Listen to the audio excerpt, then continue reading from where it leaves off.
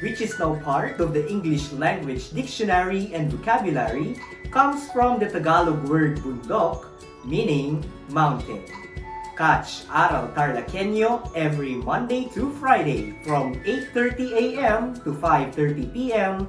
over Radyo Pilipino DCTC 828 and streamed live on Facebook page and YouTube channel of RTV Tarlac, Channel 26. I am Jeremiah Gahutan, your English teacher broadcaster. Let's learn English together only here on Aral TarlakHenyo.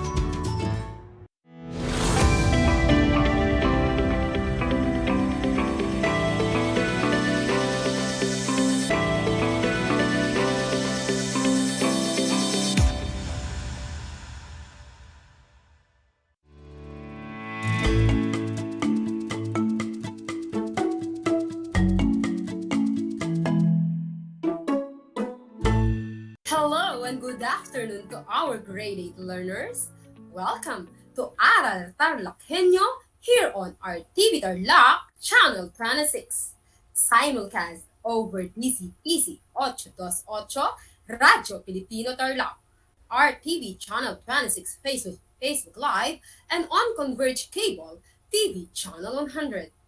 I am teacher Myra Bautista Pangan, your teacher broadcaster for English 8. Broadcasting live here at Papaco Integrated School, San Manuel District, Tarlac, bringing you the hottest lesson on air. Join me today for another fun and interesting lesson in English 8. As we begin our lesson, make sure that you are all sitting comfortably, far from noise, so you can hear and watch me loud and clear. Be sure to have all the things you need for our lesson this afternoon. Your activity sheets, pen, and paper. As you listen and watch carefully, capture and list down the important notes and ideas as we explore our lesson. If you have questions and clarifications regarding our lesson today, just post them in the comment section if you are watching our Facebook Live. But if you are listening to the radio and watching TV, you may send your questions via text messaging or FB Messenger to your teacher. Dear upgraded learners, I think you are ready now. We will now begin our exciting adventure with our topic for today. Today we will tackle about Quarter 4, Module 1, using appropriate grammatical signals or expressions suitable to each pattern of idea development, focusing on claim and counterclaim. At the end of this 25 meaning learning process, you are expected to, number 1, identify, claim, and counterclaim grammatical signals and expressions used in a pattern of idea development.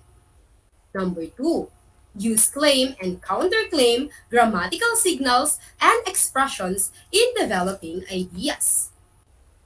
Before we begin, let us have first a review on how well you remember the lesson that you had with Teacher Angeli last Tuesday. Let's answer this activity from your previous lesson. Let me read the instructions for you. Identify the grammatical signals for general to particular in the following sentences. Write your answers on your answer sheet. Let's begin. Number 1. The learners, namely Pat, Mora, Levi, and Osram, are given special assignments. Again, number 1. The learners, namely Pat, Mora, Levi, and Osram, are given special assignments. What is the grammatical signal for general to particular used in this sentence? If your answer is namely, you are absolutely correct. Number 2. High-protein meat such as chicken, beef, and pork are omitted from his diet. Again, number 2, high-protein meat such as chicken, beef, and pork are omitted from his diet. What is the grammatical signal for general to particular used in this sentence? If your answer is such as, that's great, you are correct. Number 3. Car companies like BMW and Ford produce sports cars in America and Asia. Again, car companies like BMW and Ford produce sports cars in America and Asia. Now, identify the grammatical signal used in this sentence. If your answer is like, very good. Number 4. This toy helps children to discover their abilities. In other words, children can learn new things from this toy. Number 4. This toy helps children to discover their abilities. In other words, children can learn new things from this toy. What is the grammatical signal for general to particular used in this sentence? If your answer is in other words, you are amazing. Number 5. Angelo can play a number of musical instruments such as violin, guitar, saxophone, and piano. Again, number 5. Angelo can play a number of musical instruments such as violin, guitar, saxophone, and piano. Now, identify the grammatical signal used in this sentence. If your answer is such as, you are absolutely correct. How was your score? I hope everyone did well on this activity. Now, let's begin with our new lesson. Grammatical signals are writing devices that serve to maintain text coherence. They signal the relationship between new sentences and the ones before them. And they are also important writing devices in text construction. What is a claim? The word claim refers to your opinion about something based on what you know or what you have studied.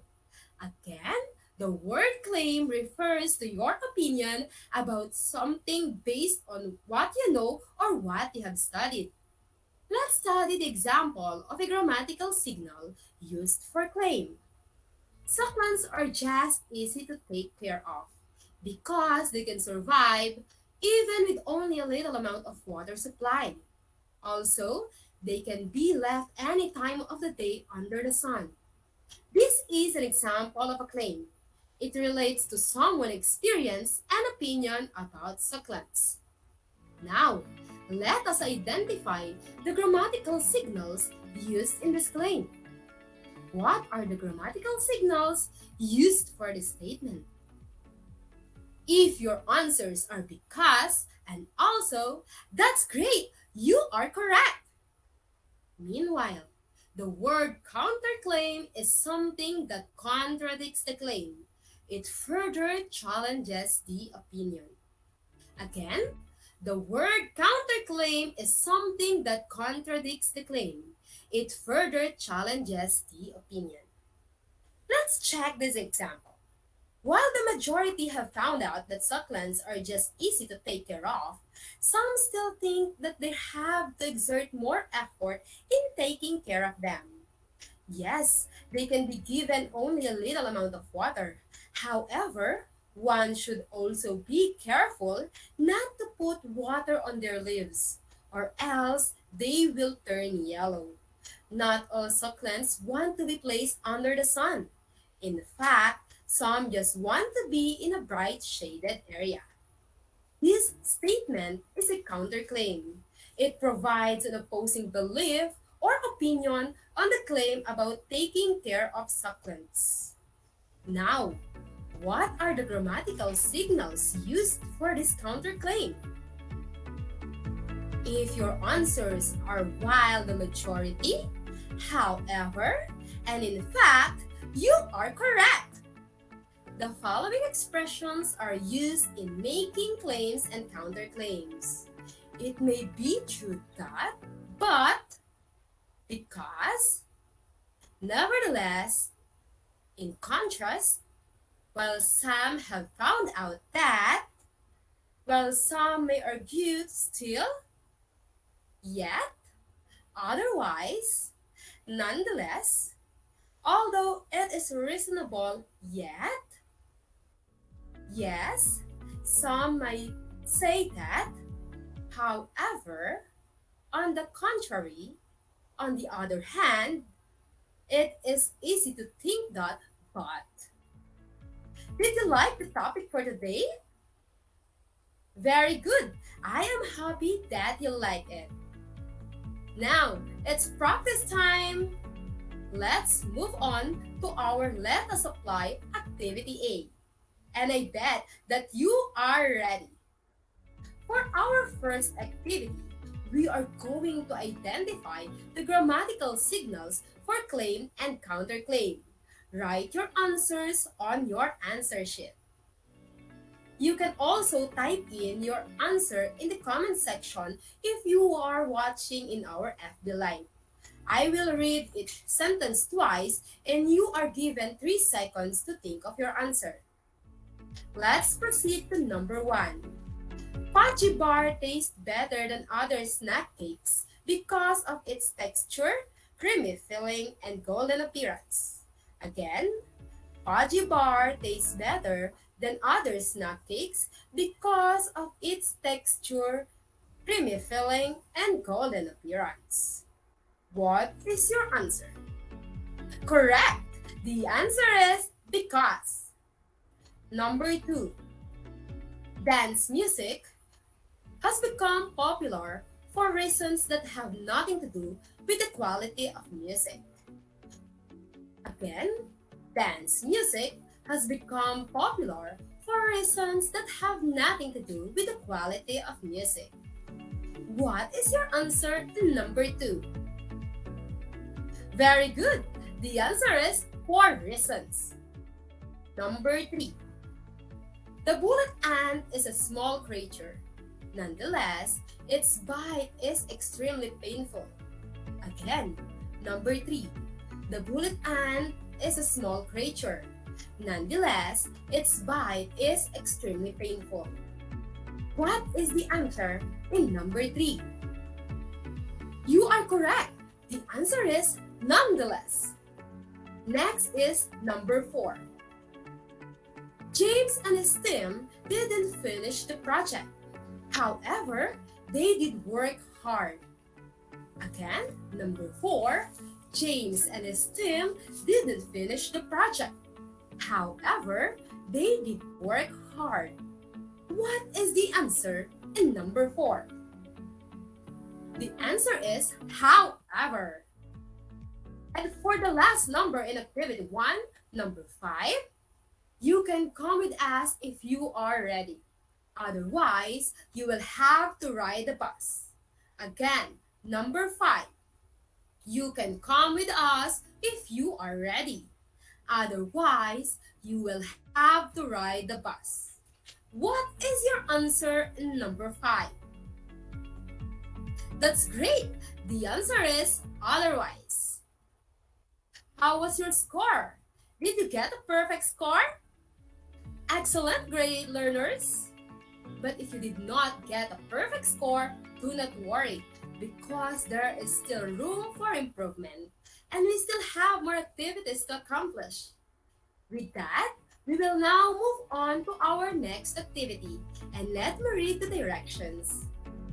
Read each item carefully and fill in the blanks by choosing the appropriate grammatical signal provided inside the box. Write your answers on your answer sheet.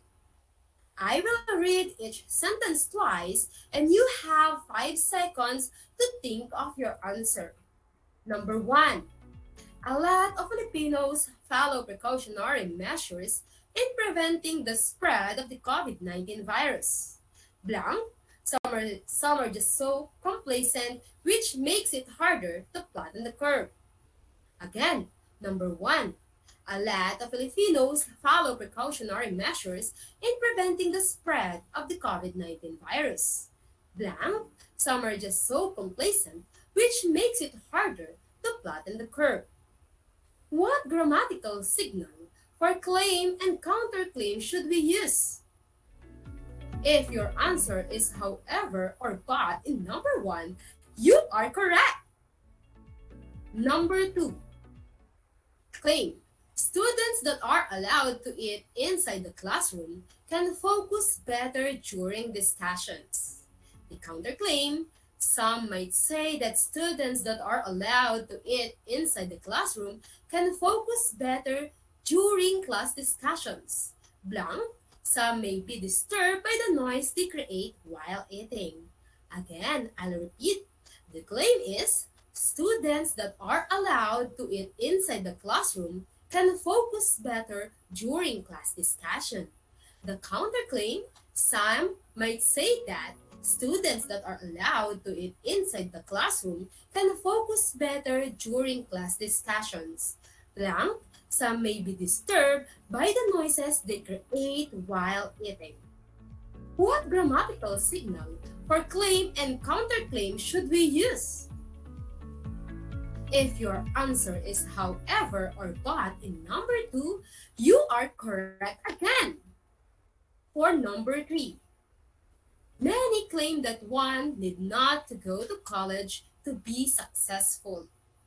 Blank, many will agree to the notion that college education results in better employment. Again, many claim that one need not to go to college to be successful. Blank, many will agree to the notion that college education result in better employment.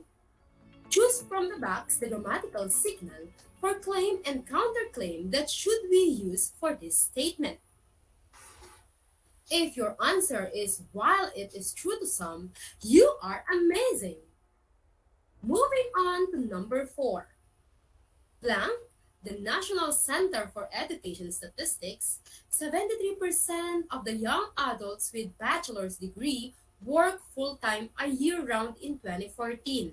Compare the 65% of young adult high school graduates. Again, number 4. Blank, the National Center for Education Statistics, 73% of young adults with bachelor's degree work full-time a year round in 2014, compared to 65% of young adults high school graduates. What grammatical signal for claim and counterclaim should we use?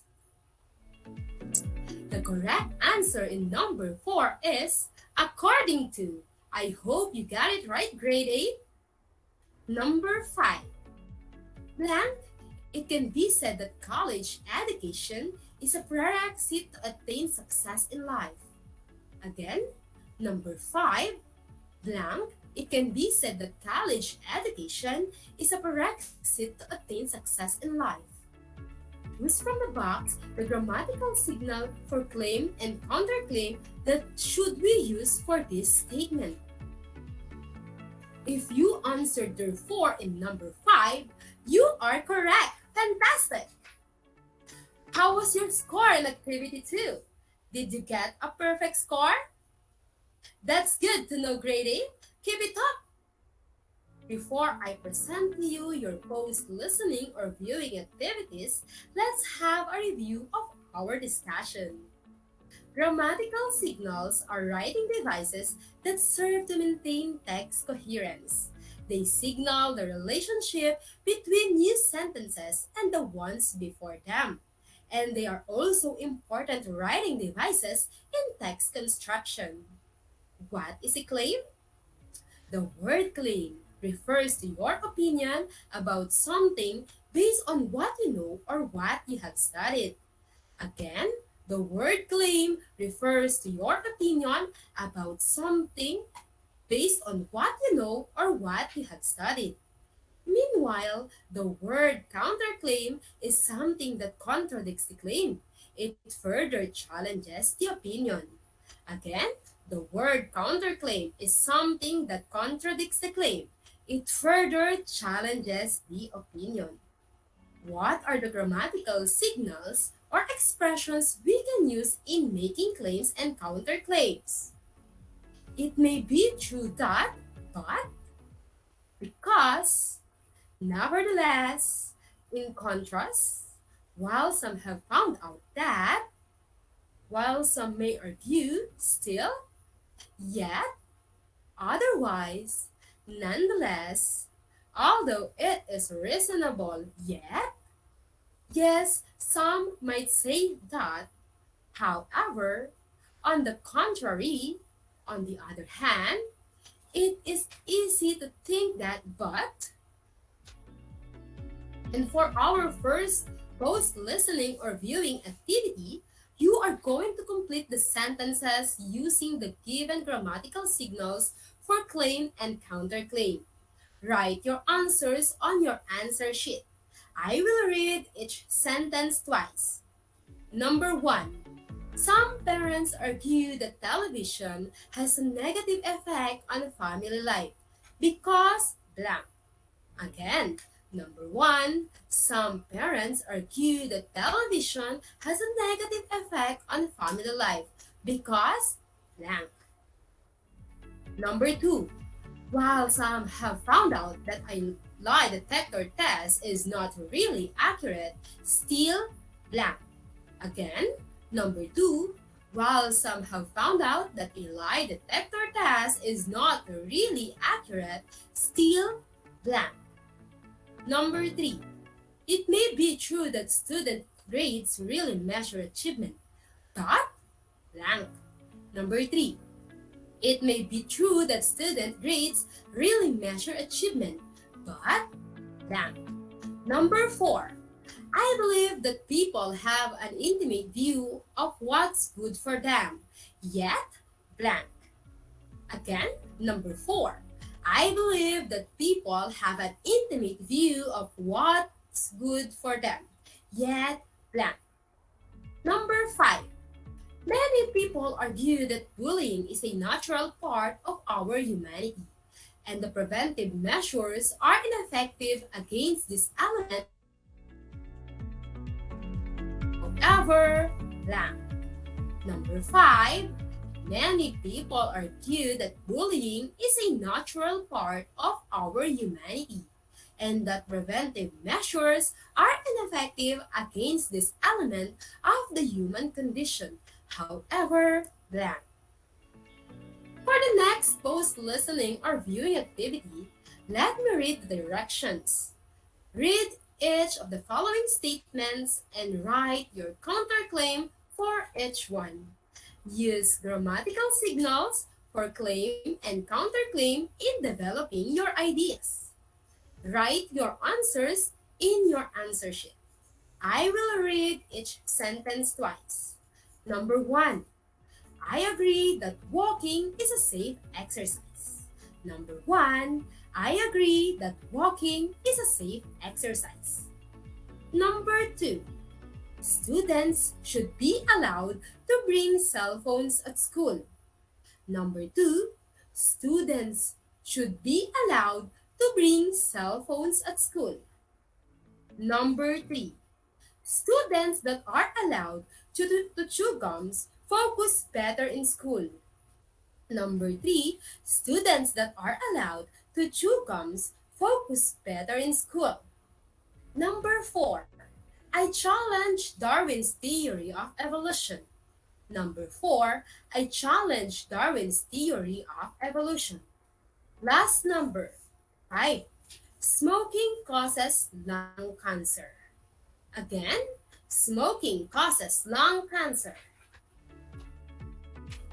Our lesson in English 8 has just ended. You may now start working on the activities on the learning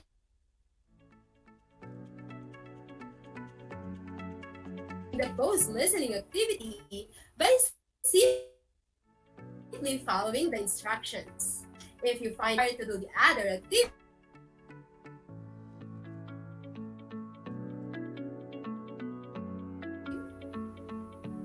time flies really fast. 25 minutes of fun learning is just like 25 seconds. Just remember, grammatical signals are writing devices that maintain text coherence. Claim refers to your opinion about something based on what you know or what you have studied. Counterclaim is something that contradicts the claim. Also, use appropriate grammatical signals for claim and counterclaim that we have studied. I know you can now answer your post listening or viewing activity. You can do it, grade 8. If you have questions and clarifications, don't hesitate to send a message to your teacher or even to me.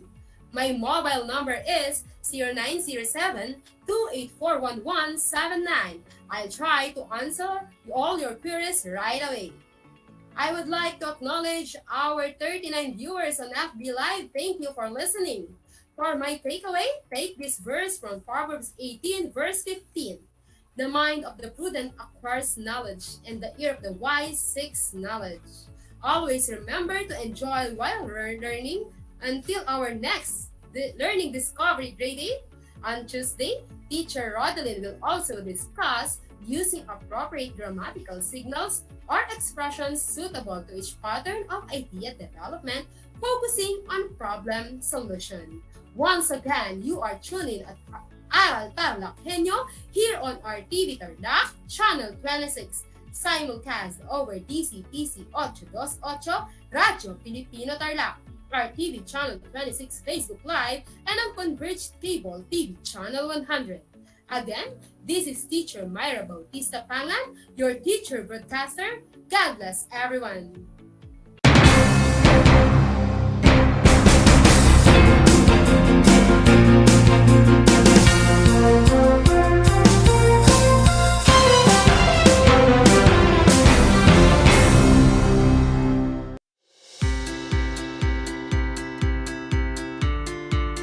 Upang matugunan ang mga kinakaharap na pagsubok ng mga guro at mag-aaral sa gitna ng kasalukuyang pandemya, nagsanib tulong sina Congressman Charlie Cojuangco ng unang distrito ng Tarlac, DEPED Region 3 Regional Director Dr. May B. Eclar at Tarlac Schools Division Superintendent Dr. Ronaldo Pozon para sa isang napapanahong proyekto na tinaguriang Project Shine, Aral TarlakHenyo. Ang mga mag-aaral ng Grade 4 at Grade 5, ganun din ang Grades 8 and 9 sa buong probinsya ng Tarlac, kasalukuyang sumasailalim sa radio-based instruction. Katuwang ang himpilang DZTZ 828 kHz AM at RTV Tarlac, Channel 26. Ang Tarlac po nangunguna po ngayon pagdating po sa radio-based instruction. Marami pong humahanga sa atin. I'm very happy this station, itong DCTC, could reach the whole of Region 3. Hindi natin alam, we are contributing. We are creating a very big dent in the history of Philippine education. And I am proud. I am here in Tarlac. This is the noble cause of education in which you and I, without you knowing it, we are bound to do.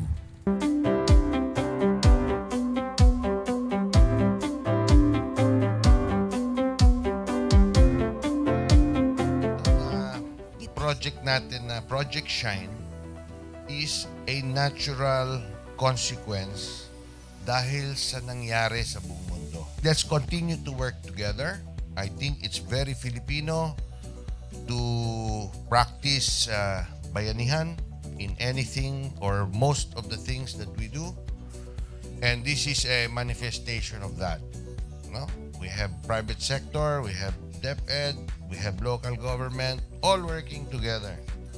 And I hope the parents of some of these children, especially the parents that did not graduate from school or hindi nakapag-aral nung sila ay bata, sana naman gamitin na nila itong opportunity na mag-schooling na rin sila kasama ng mga anak nila para mag-bonding pati ang mga magulang sa mga bata.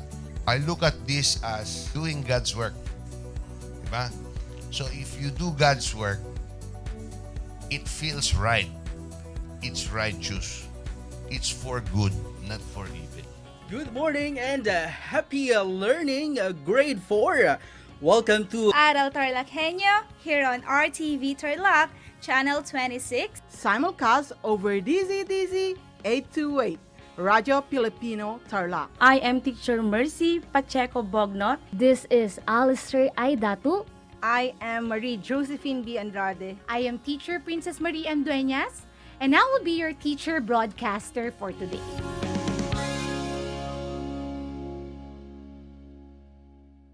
Alam niyo ba na ang gitnang Luzon ay tinaguri ang banga ng bigas ng bayan o kamalig ng palay ng Pilipinas dahil dito nagmumula ang malaking produksyon ng bigas sa ating bansa. Ito ay binubuo ng mga lalawigan ng Aurora, Bataan, Pampanga, Nueva Ecija, Zambales at Tarlac. Ugaliin nating manood ng Aral TarlakHenyo Lunes hanggang Biyernes alas 8:30 ng umaga hanggang alas 5:30 ng hapon. Ako si Binibining Pia Isrin Capiral, ang inyong teacher broadcaster sa Araling Panlipunan dito sa Project Shine Aral TarlakHenyo. Lagi nating tandaan ang pag-aaral ng Araling Panlipunan ay tungo sa daan ng pagiging makadiyos, makakalikasan, makatao at makabansa.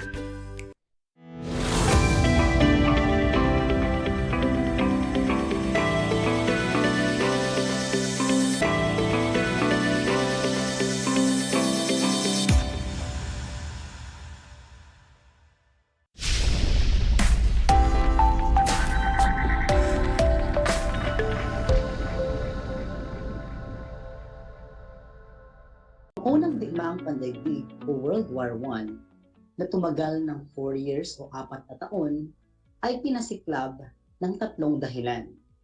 Ang nasyonalismo, imperialismo, militarismo, at ang mga nabuong alyansa.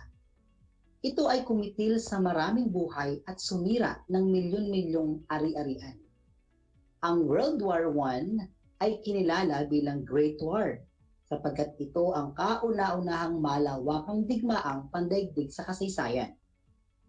Magandang hapon sa aking mga mag-aaral sa Grade 8 at sa ating mga viewers.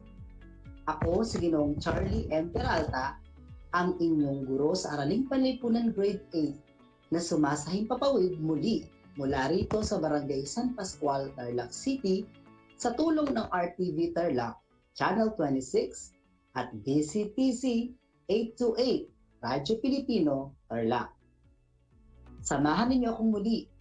Ating alamin ang mga mahalagang pangyayaring naganap at ang naging bunga ng World War I na hatid pa rin sa inyo ng Aral TarlakHenyo ng Scouts Division of Tarlac Province. Ang ating talakayan ngayong araw ay alinsunod pa rin sa ating Most Essential Learning Competency na nasusuri ang mga dahilan, mahalagang pangyayaring naganap at bunga ng unang digmaang pandaigdig. Handa na ba kayong matutong muli ngayong araw? Kung gayon ay handa na ninyo ang inyong mga sarili at ang mga gamitan katulad ng papel, ballpen at learning material. Upang mas lalo ninyong maintindihan ang ating paksa, atin munang sagutin ang gawain number 1. Talasalita. Dito ay ayusin ang mga ginulong titik upang malaman ang salitang tinutukoy ng bawat bilang. Number 1. Ito ay alyansang binubuo ng Germany, Austria-Hungary at Italy. Ayusin ang mga ginulong titik upang mabuo ang konseptong hinahanap ng bilang na ito. At ang tamang sagot dyan ay very good. Ito ay ang Triple Alliance, binubuo ng Germany, Austria-Hungary at bansang Italy. Number 2. Ito naman ay samahan o samahang nabuo sa pagitan naman ng mga bansang France, Great Britain at Russia. Ang tamang sagot ay wow, tama. Ito ay ang Triple Entente. Number 3. Ito ay lugar kung saan napaslang si Archduke Franz Ferdinand. Saan nga ba siya napaslang? The correct answer is alright, ito ay Sarajevo. At pang-apat, ito ay tumutukoy sa pagpapalawak ng kapangyarihan at kayamanan ng isang bansa sa pamamagitan ng pag-okupa at pagkontrol sa teritoryo ng ibang bansa. Ang tamang sagot ay imperialismo. At ang susunod ay ito ay naging sentro ng unang digmaang pandaigdig. Ang tamang sagot ay Europe o Europa, sapagkat sa Europa naganap ang World War I. Nakuha niyo bang lahat ng tamang sagot? Kung nakuha niyo lahat ng tamang sagot, kayo ay napakagaling. At kung hindi naman, ay bumawi sa mga susunod pa nating gawain na aking naihanda para sa inyo. Ngayon ay atin nang umpisahan ang ating pag-aaral. Sa araw na ito, ang ating tatalakayin naman ay tungkol sa naging role o kung ano ang naging side ng United States during World War I. Ngayon, pag-usapan natin ano ba ang naging bahagi ng United States sa World War I. Sa pagsiklab ng digmaan noong taong 1914, pinili ng US sa pangunguna ni President Woodrow Wilson na walang kakampihang alyansa. Ibig sabihin, pinili ni Pangulong Woodrow Wilson na pumagitna sa pagitan ng dalawang pangkat ng mga bansa. Ang United States ay isa sa mga kapalitan na kalakal naman ng Great Britain. Kung kaya't kahit na ang United States ay nasa gitna ng dalawa, hindi naglaon ay nagkaroon ng tensyon sa pagitan ng Amerika at ng bansang Germany. Ang tensyong ito sa pagitan ng dalawa ay mas lalong umigting nang maglunsad ang Germany ng isang tinatawag nating unrestricted warfare, kung saan palulubugin ng hukbong pandagat ng Germany ang anumang barkong papasok sa Great Britain, tuman ay kalaban o hindi kalaban. Makalipas ang isang buwan mula nang magdeklara ng unrestricted warfare ang bansang Germany, napalubog nito ang William P. Fay. Ito ay isang pribadong barkong Amerikano. Dahil dito, nagalit si President Wilson at ito naman ay inako ng bansang Germany. Inako ng Germany ang responsibilidad ukol sa insidenteng ginanap. At noong May 7, 1915 naman, pinalubog ng bansang Germany ang Lusitania. Ito ay isang pampasaherong barko ng bansang Great Britain. Dito, tinatayang 1,959 na pasahero ang sakay, kung saan 1,198 sa mga ito ay namatay, kabilang na ang 128 na mga Amerikano. Bunsod ng pangyayaring ito ay nangako ang bansang Germany sa Amerika na hindi na muling paitingin ang unrestricted warfare. Subalit, naulit pa ang pagpasabog sa mga barko at maraming inosenteng sibilyan ang nadamay.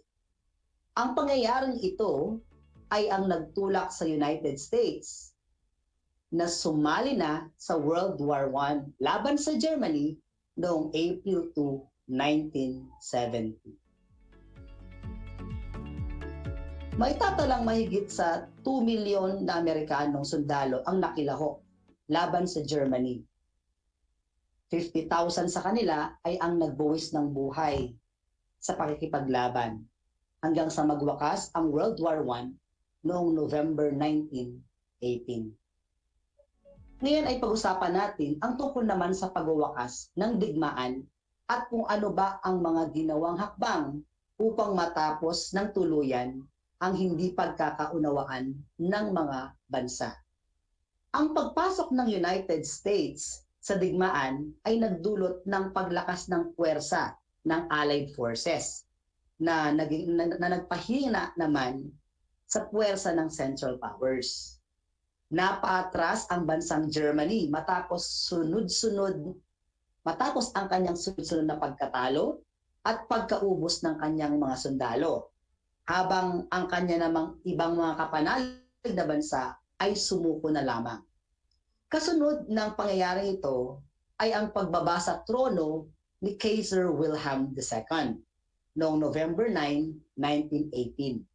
At dahil dito, tuluyan na ngang natapos ang unang digmaang pandaigdig nang malagdaan ang tinatawag nating armistice o yung kasunduan ng tigil digmaan noong November 11, 1918. Ngayon, pag-usapan natin, nang matapos ang digmaan, ano ba ang sumunod na hakbang na ginawa ng mga bansa? Dito ay nagpulong muli ang mga pinuno ng mga bansang kaanib ng Allied Forces at ng Central Powers. Ito ay sa pangunguna ni President Woodrow Wilson ng United States of America noong 1919. Ang nasabing pagpupulong ay ginanap sa palasyo ng Versailles. Ito ay dinaluhan ng halos 32 countries na ang layunin ay magkaroon ng kasunduan na siyang tuluyang magpapahinto sa digmaan. Kabilang sa mga nagsipadalong pinuno ay ang mga sumusunod. Ang una ay si George Clemenceau mula sa France, si David Lloyd George ng Great Britain, at si Vittorio Orlando ng bansang Italy. Ayon sa kasunduan ng Versailles, ang Germany ang pangunahing may responsibilidad sa pagkakaroon ng digmaan. Kaya pinatawan ng matinding parusa ang bansang Germany, katulad ng pagkawala ng mga teritoryo nito at pagbabayad nila ng malaking halaga bilang bayad pinsala sa naidulot ng digmaan. Ang kasunduan sa Versailles ay naglalaman ng 14 na puntos ni President Woodrow Wilson. Ano nga ba yung 14 na puntos na yon? Ating isa-isahin ang 6 sa 14 na ito. Una, ang kasunduan sa Versailles ay sumisimbolo o naglalayon na magkaroon ng katapusan ng lihim na pakikipag-ugnayan ang mga bansa sa ibang bansa. Tigil kampihan laban sa mga kaaway. Pangalawa, laman ng kasunduan ng Versailles ay ang kalayaan sa karagatan, lalo na ang ruta ng kalakalan. Pangatlo ay ang pagbabago ng mga hangganan ng bansa at ang paglutas sa suliranin ng mga kolonya na ayon sa sariling kagustuhan ng mga mamamayan ito. Pang-apat ay ang pagbabawas ng taripa o yung buwis na ipinapataw sa mga produktong inaangkat. Panglima ay ang pagbabawas ng mga armas at pang-anim ay ang pagbuo ng tinatawag nating League of Nations o ang Liga ng mga Bansa. Ito ay 6 lamang sa 14 na napag-usapan na laman ng kasunduan sa Versailles. Ngayon ay dumako tayo sa Liga ng mga Bansa or League of Nations. Isa sa mga puntos ni President Woodrow Wilson ay ang pagkakaroon ng pandaigdigang samahan ng mga bansa. Ang pangunahing layunin nito ay upang masolusyonan ang anumang hindi pagkakaintindihan sa pagitan ng mga bansa. Ngayon ay isa-isahin natin ano nga ba yung ilan sa mga nilalaman ng kasunduan na ito. Ano nga ba ang purpose ng League of Nations? Bakit ito naisagawa? Bakit ito nagawa? Una, merong League of Nations upang maiwasan ang digmaan. Nabuo ang League of Nations upang maprotektahan ang mga kasaping bansa mula sa panunalakay ng ibang mga bansa. Nandiyan din ang League of Nations upang malutas ang mga usapin o issue at hindi pagkakaunawaan ng mga kasaping bansa. Pang-apat, purpose ng League of Nations ay mapalaganap ang pandaigdigang pagtutulungan. At panlima, mapalaganap ang mga kasunduang pangkapayapaan. Ang mga nabanggit pong 5 ito ay ang layunin ng pagkakatatag ng League of Nations na hanggang sa kasalukuyan ay naisasagawa pa. Ngayon ay atin namang alamin, ano nga ba ang mga naging epekto ng World War I? Meron tayong 4. Ang una ay ang pagkamatay ng maraming mamamayan. Tinatayang humigit kumulang sa 8.5 million na mga katao ang namatay sa digmaan mula taong 1914 hanggang 1918, habang 22 million naman ang mga sugatan. Kapwa nagdusa at namatay ang karamihan sa mga sibilyan o ordinaryong tao at mga sundalo dahil na rin sa pagkagutom at pagkakaroon ng mga karamdaman dulot ng World War I. Pangalawang epekto nito ay ang pagkasira ng mga kabuhayan sa Europa.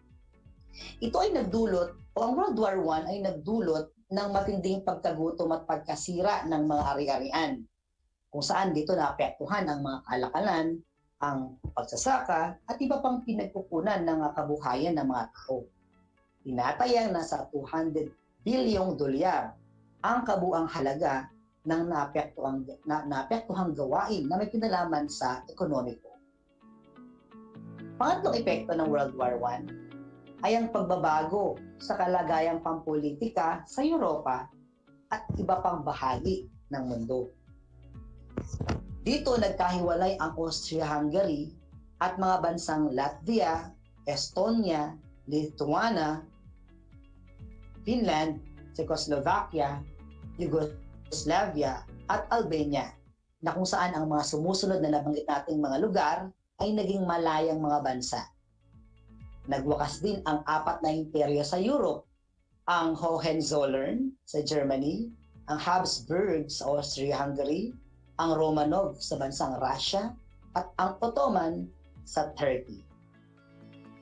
At ang aking tatlong nabanggit na ito ay ang mga naging epekto ng World War I. Ano nga bang mga naging epekto ng World War I? Muli natin isa-isahin. Number 1, pagkamatay ng maraming mamamayan. Number 2, pagkasira ng mga kabuhayan sa Europa. Number 3, pagbabago sa kalagayang pampolitika sa Europa at iba pang bahagi ng mundo. Ngayon ay ating gawin ang susunod na gawain. Alright, so ang ating gawain number 2 ay thumbs up at thumbs down. Narito ang panuto. Pakinggang mabuti ang bawat pahayag na aking babasahin o inyong mababasa sa inyong mga screen. Okay? Gawin natin ang thumbs up kung ang pahayag ay naganap noong World War I. Ibig sabihin, kung sa tingin ninyo ay nangyari ang pahayag na ito noong World War I, thumbs up. Kung hindi naman naganap ang pangyayaring ito na babasahin ko sa World War I, okay, gagawin natin ang thumbs down. Ready? Good. Okay, umpisahan natin sa number 1. Naglunsad ang Germany ng isang unrestricted warfare. Ito ba ay naging bahagi ng World War I? Yes. Thumbs up. Number 2. Naitatag ang United Nations sa pagtatapos ng World War I. Correct answer is? Okay. Thumbs up. Okay, naitatag ang League of Nations, ang Liga ng mga Bansa. Next one, number 3, pinirmahan ang kasunduan sa Versailles.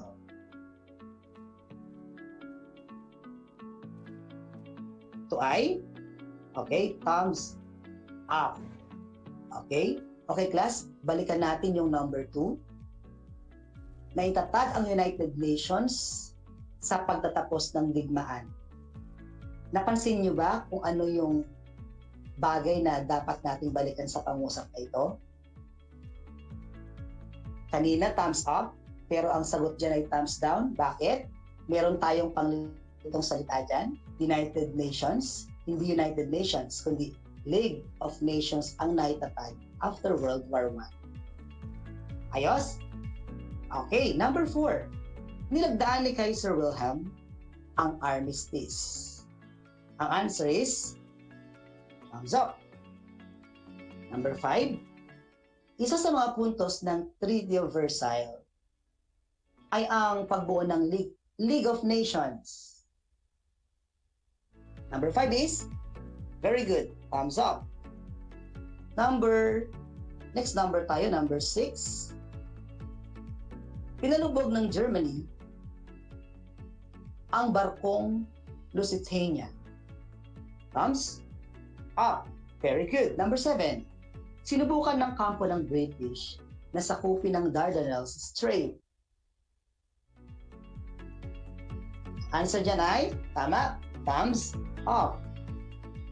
Alright, next number 8. Nabuo ang alyansa sa pagitan ng France, Britain, at Germany. Thumbs. Okay, thumbs down. Right.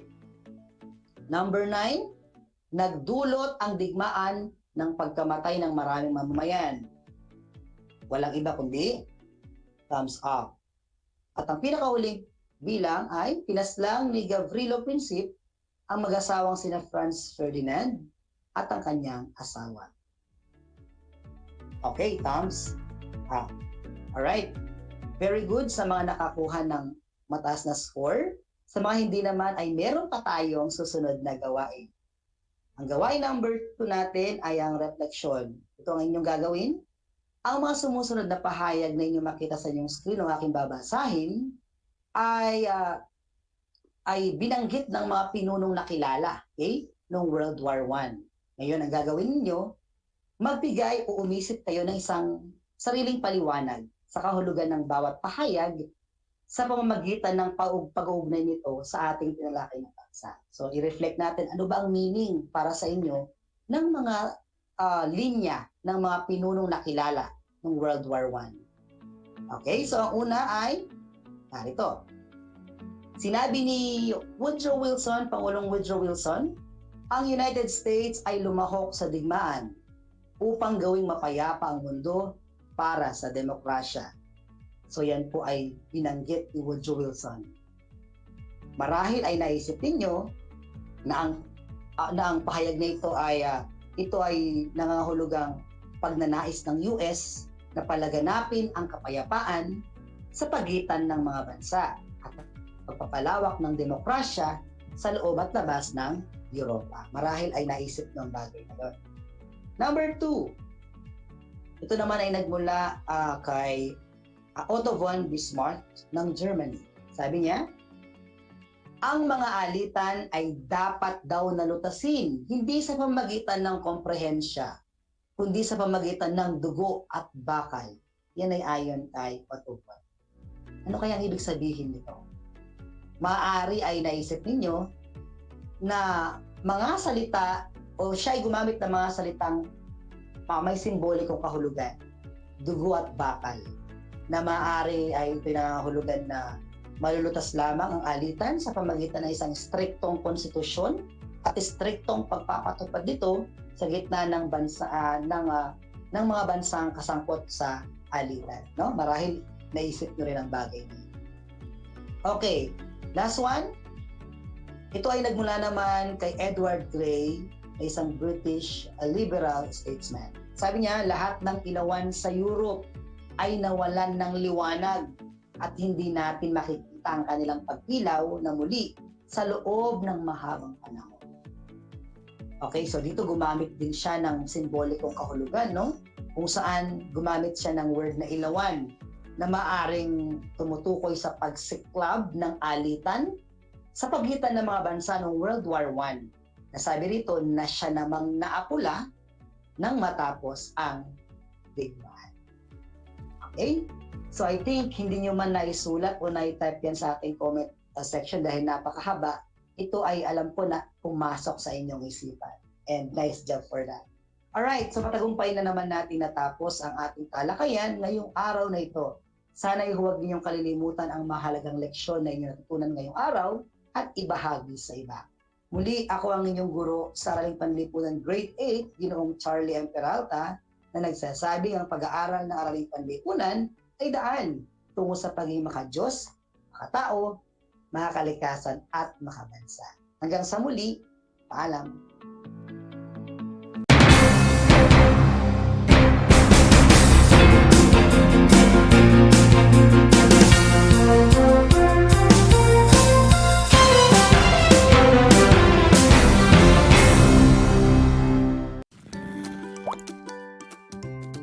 Tuberculosis. Ang TB ay isang seryosong sakit. Kapag ikaw ay nakaranas ng kahit ano sa mga sumusunod: ubo, lagnat, pananakit ng dibdib, pagbaba ng timbang, pagkawala ng gana sa pagkain, kumonsulta agad sa inyong health center. Libre ito. Hindi ito dapat ikahiya dahil ito'y nagagamot na. Maging bahagi ng TB-Free Pinas. Konsul tayo sa ating mga primary care provider para sa Healthy Pilipinas. Paalala mula sa Department of Health.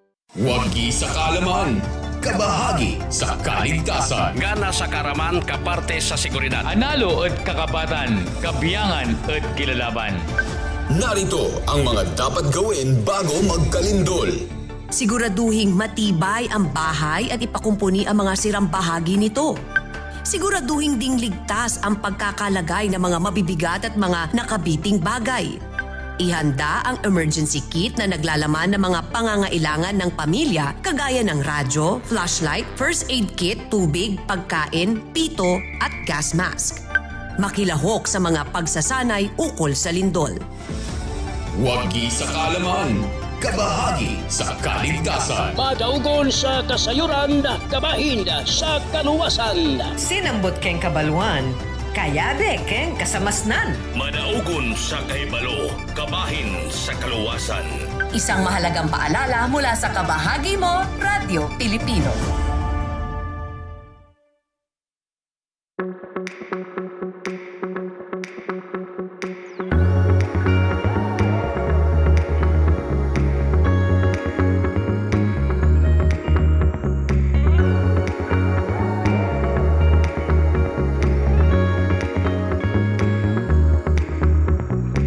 Travel to Herona and see how big North Shine has grown.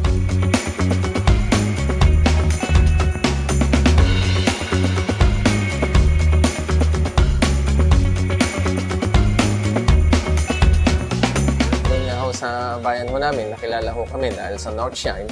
Nakita man yun, dati ho, parol capital ho kami dati ng Tarlac.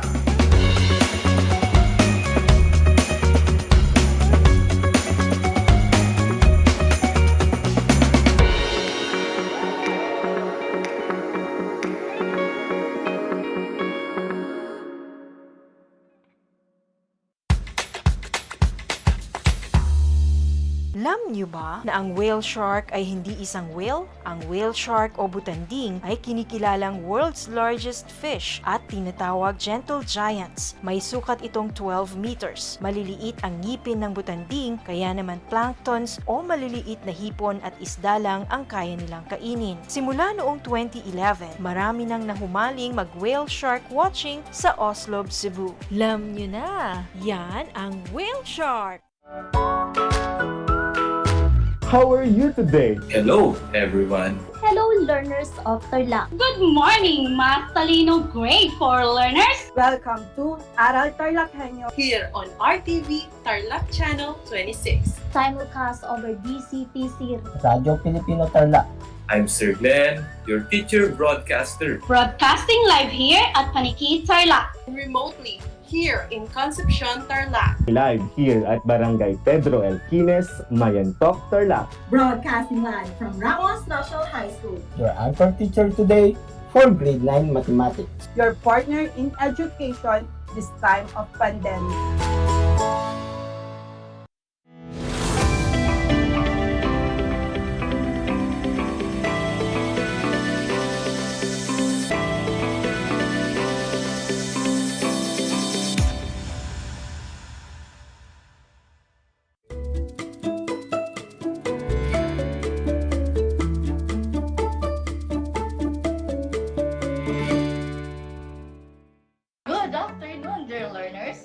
Welcome to Aral TarlakHenyo, here on RTV Tarlac Channel 26.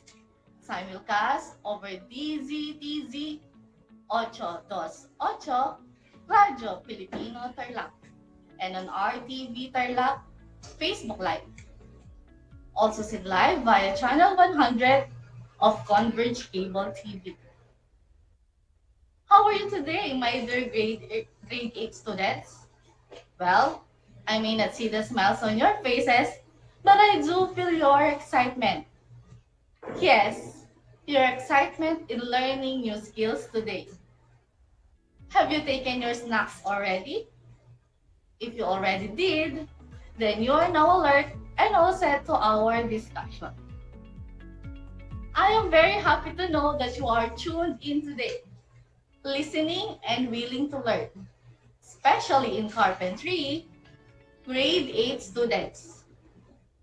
This is Teacher Jane Elaine S. Pineda, your teacher broadcaster. Broadcasting live from Benigno S. Aquino National High School, Concepcion, Tarlac. I will be with you within the next 20 to 25 minutes. So please stay focused and enjoy this day while learning. To start with, I want you to prepare your learning materials, find a comfortable spot to study, make sure you are away from any form of distraction, listen carefully and attentively, and of course, don't forget your pen and paper for answering or for note taking. Are you ready? To begin with, let us first have a recall to find out if you can still remember our previous lesson. Last session, we discussed about the different materials used in carpentry. For me to check if you really understood our lesson last time, let us have an activity. What you need to do, class, is to identify the materials used in carpentry by completing the missing letters. You will be given 5 seconds to figure out the answer for every item. You can type in your answer in the comment section via Facebook live streaming, or you can just write your answers on a piece of paper. Are you ready? Okay, let's begin. Here's the first one. Do you still remember what material is this? This material is a collective term for harvested wood, whether cut into logs, heavy timbers and members, that is used in light frame construction and consists of 6 letters. What do you think, class, is this material? Yes, you got it right. The answer is lumber. Question number 2. What material is this? It is made of metal, used for fastening wood, and it is consists of 5 letters. What do you think, class, is this material? That's right. The answer is nails. Here's the next picture. This material is a powdered substance which, when mixed with water, acts as binder of aggregate, and it is consists of 6 letters. What do you think, class, is this material? That's right. The answer is cement. Now, for the fourth one, what material is this? It is a fine, gritty substance which is found in shore and desert, and it is consists of 4 letters. Very good! That's correct. The answer is sand. For the last item, what do you think, class, is this material? It is a panel-shaped wood-based material made from several thin layers of wood, and it is consists of 7 letters. Very good! The answer is plywood. Good job, my dear grade 8 learners. I am glad to know that you still remember our lesson last meeting. And it shows that you really learned something from it. And now, are you ready and excited to move on with our next lesson? Our next lesson is about the different tools used in carpentry. I repeat, our topic is all about the different tools used in carpentry. This lesson is taken from the Most Essential Learning Competencies in Technology and Livelihood Education being taught in grade 8, learning outcome number 1, which is entitled Identify Materials and Tools for a Task. In this lesson, you are expected to, number 1, identify the different tools used in carpentry. Number 2, explain the different functions of tools used in carpentry. And number 3, appreciate the importance of each tool in performing carpentry tasks. Now that you know our lesson objectives, I want you to listen carefully and attentively as we go on with our lesson. Are you ready for the next topic? That's great! Do you have any idea what is a tool? A tool is any instrument or simple piece of equipment that you hold in your hands and is used to do a particular kind of work. Unlike materials, tools are non-consumable. We can use them for a long period of time, as long as we can still use them and they are still working properly. Now class, let me ask you something. Do you think tools are important? So why tools are very important in construction works?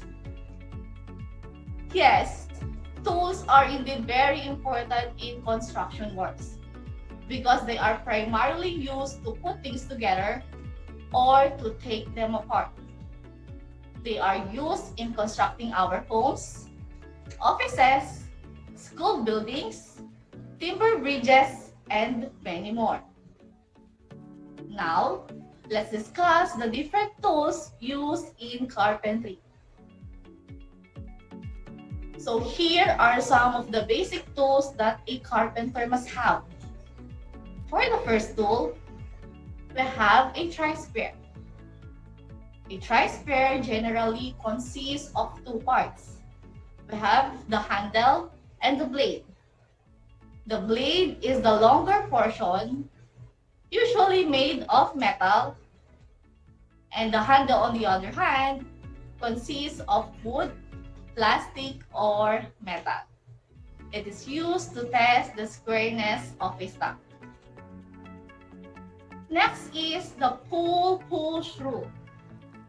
This tool is used for measuring short and long distances.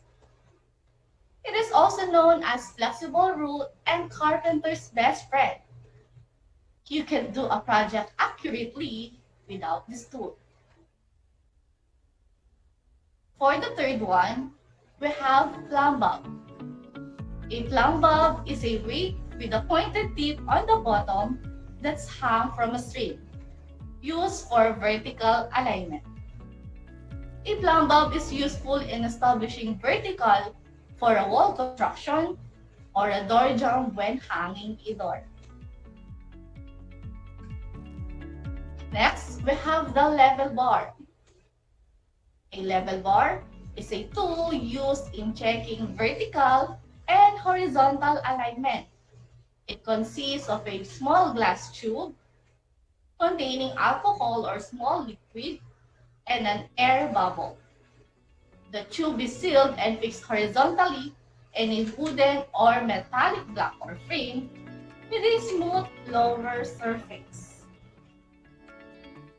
Then, we have the cross-cut saw.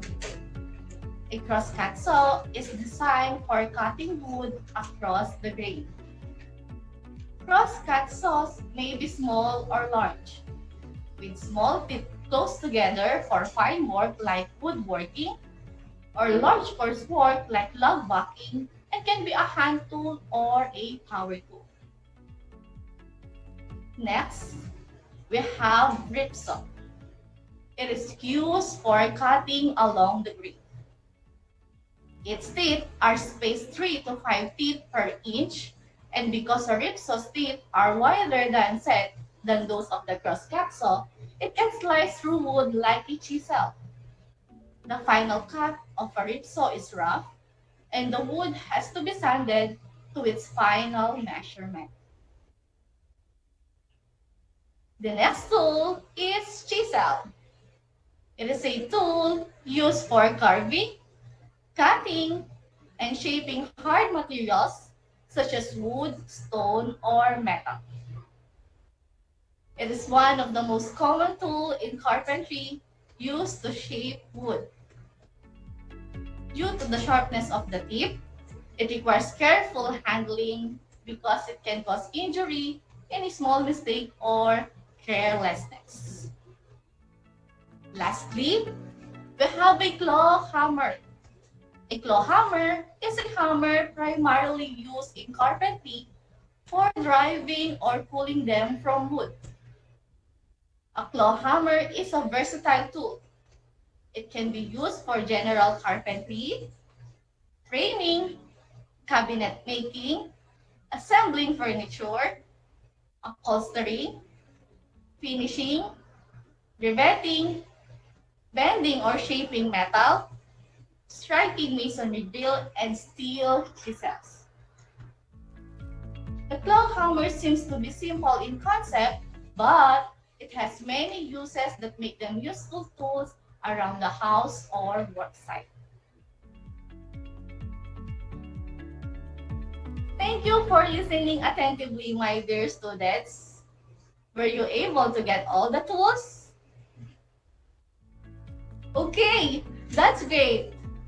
Now, let's have a short recap of what we have discussed.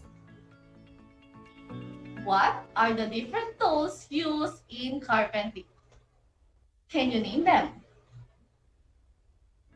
Very good! These are the different tools we use in carpentry. First, we have tri-square. It is used to test the squareness of a stump. Next is pull-push rule. It is used for measuring short and long distances. Then, we have plumb bout, which is used for vertical alignment. Next, we have level bar. It is a tool used in checking vertical and horizontal alignment. Then, cross-cut saw, which is designed for cutting wood across the grain. Next tool is rip saw. It is used in cutting along the grain. Then, we have chisel. It is a hand tool used for carving, cutting, and shaping hard materials such as wood, stone, or metal. Lastly, we have the claw hammer, which is a type of hammer primarily used in carpentry for driving or pulling out of nails. Now, my dear learners, what are the importance of tools used in carpentry? Yes, you're right. Tools are very important in construction works. They are primarily used to put things together or to take them apart. They are used in constructing our homes, offices, school buildings, timber bridges, and many more. Now, to check if you really understood our lesson, let us have a short quiz. Are you ready? I shall give the instructions for our quiz. Listen carefully and attentively. I will read each question twice. From the choices given, choose the letter of the correct answer. For you to participate, you can type in your answers in the comment section of our Facebook live stream, or you can just write your answers on a piece of paper. Are the instructions clear to you, class? Are you ready? Okay, Let's begin. Question number 1. Which tool is used for measuring short and long distances? Choices are letter A, tri-square, letter B, plumb bob, letter C, pull-push rule, or letter D, level bar. I repeat, which tool is used for measuring short and long distances? Choices are letter A, tri-square, letter B, plumb bob, letter C, pull-push rule, or letter D, level bar. The correct answer is letter C, pull-push rule. Question number 2. Which tool is used in checking vertical and horizontal alignment? Choices are letter A, level bar, letter B, claw hammer, letter C, plumb bob, or letter D, chisel. Again, which tool is used in checking vertical and horizontal alignment?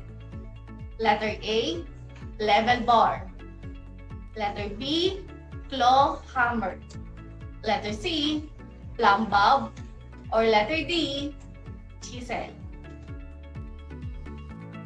If you answered letter A, level bar, you are correct. Question number 3. Which tool is used to test the squareness of a stock? Choices are letter A, claw hammer, letter B, pull-push rule, letter C, chisel, or letter D, tri-square. Once again, which tool is used to test the squareness of a stock? Letter A, claw hammer, letter B, pull-push rule, letter C, chisel, or letter D, tri-square. The correct answer is letter D, tri-square. Let's continue. Question number 4. Which tool is used for driving and pulling out nails? Choices are letter A, plumb bob, letter B, claw hammer, letter C, cross-cut saw, or letter D, chisel. I repeat, which tool is used for driving and pulling out nails? Choices are letter A, plumb bob, letter B, claw hammer, letter C, cross-cut saw, or letter D, chisel. If you answered letter B, claw hammer, you are correct. Question number 5. Which tool is used for cutting wood across the grain? Choices are letter A, cross-cut saw, letter B, chisel, letter C, level bar, or letter D, rip saw. Again, which tool is used for cutting wood across the grain? Choices are letter A, cross-cut saw, letter B, chisel, letter C, level bar, or letter D, rip saw. The correct answer is letter A, cross-cut saw. Count the number of checks and I hope you got all the answers correctly. For those who got 5, great job! It is clear that you listened attentively. For those who got 4, keep up the good work. For those who got 3, you still did a good job. For those who got 2, 1 and 0, don't feel bad. Kindly review your compendium of notes and I do hope you will do better next time. And that completes our discussion for today. But before I end up, allow me first to answer some queries raised by our viewers and listeners. I have a question here from Maryland Sofia Solano. Her question goes like this. Why is it important for us to use appropriate tool? This is such an interesting question, Sophia. Each tool is precisely designed for a specific purpose. So choosing the correct tool will decrease the amount of effort required to get the job done right, without causing any damage to either the equipment or surface being worked on. I have another question here from Faith Arcilia. What are the possible effects of using damaged or defective tool in carpentry? Hello, Faith! When we use defective or damaged tool in carpentry, the possibility of injury to ourselves or people working around us increases. If a tool is defective in some way, you should not use it for the safety of everyone. I have one more question from Dexter Aquino. What are some techniques to do to prolong the quality of our tools? Hi, Dexter! To prolong the quality of our tools, we must remember that after we use them, we need to clean and store them properly. Inasmuch as I would like to answer all your queries, unfortunately, we do not have enough time. Instead, I will be very much willing to answer all your questions either via text message with my cell phone number 0951-163-2458. Again, 0951-163-2458. Or you can chat me via private message. That's it for today. Thank you for listening, and I hope that you learned a lot today. Always remember that it is essential to have good tools, but it is also essential that the tool should be used in the right way. Once again, this is Teacher Jacqueline S. Pineda from Benigno and Sakino National High School, saying, in TLE, we aim for skills, knowledge, and progress. Have a great day, everyone.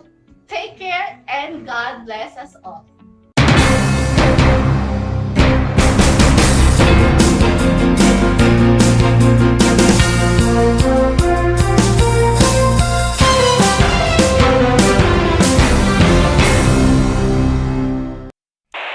Bahagi mo. Radyo Pilipino.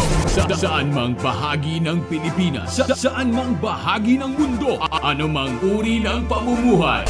Ito ang Kabahagi Mo Radyo Pilipino. Napapakinggan on air, and online, sa buong mundo sa pamamagitan ng www.radiopilipino.com. Radiopilipino.com. Impormasyong may kalidad at serbisyong may halaga. Kasama katuwang Kapinoy. Kabahagi Mo. Kabahagi Mo. Radyo Pilipino. Radyo Pilipino.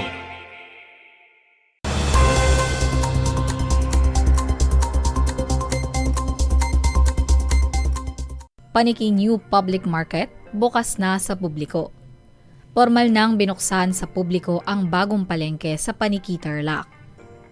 Pinangunahan ni Paniki Mayor Max Rojas at Vice Mayor Aide Ben Rojas ang isinagawang blessing and ribbon cutting nito, kasama sina Senator Amy Marcos, Congressman Jaime Cuangco at iba pang opisyales.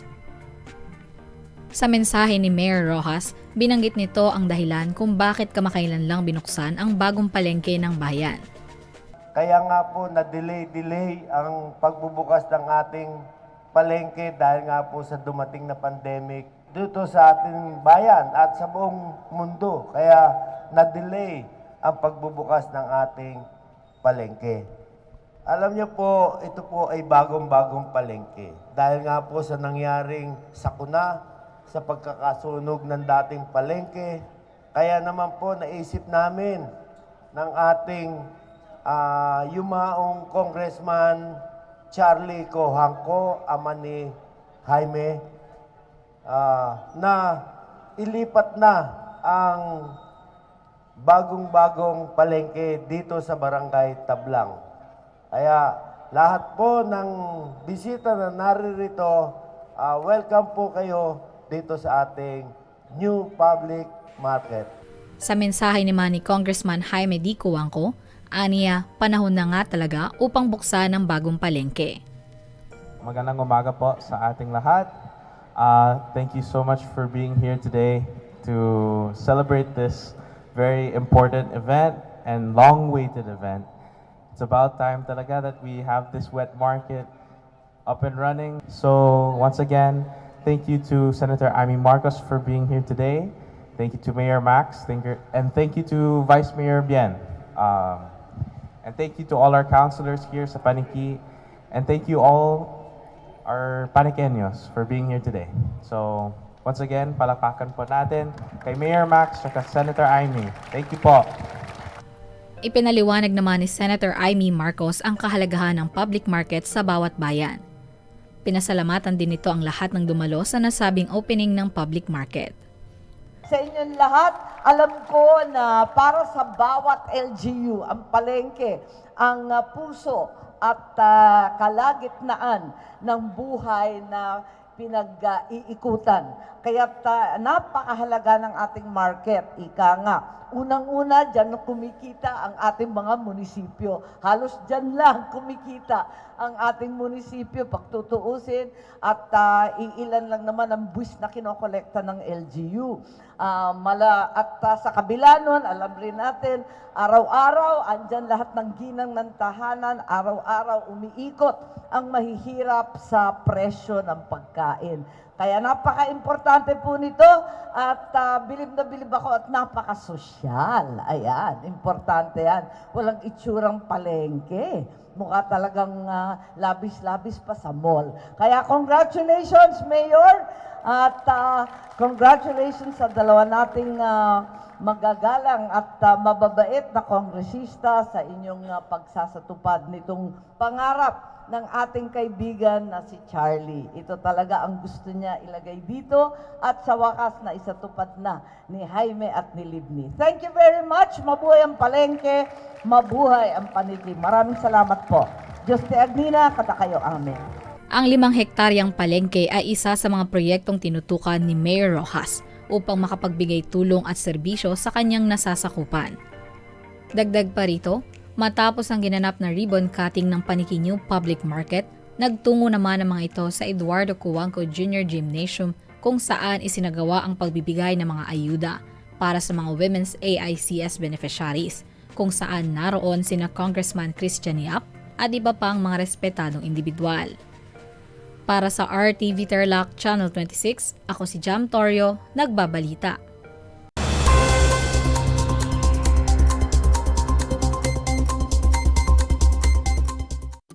Kumusta mga giliw kong tagapakinig? Nagbabalik ang inyong paaralang panghimpapawid. Aral TarlakHenyo sa RTV Tarlac Channel 26 at sa bayang naririnig sa DZTC 828 Radyo Pilipino Tarlac. Tayo rin ay napapanood sa FB Live ng RTV Tarlac Channel 26. Sumasahimpapawid mula sa bayan ng Pura Tarlac, mula sa bayan ng San Clemente, mula rito sa Borok Elementary School, Pura Tarlac, sa bayan ng Kapas Tarlac. Ako, ang inyong guro,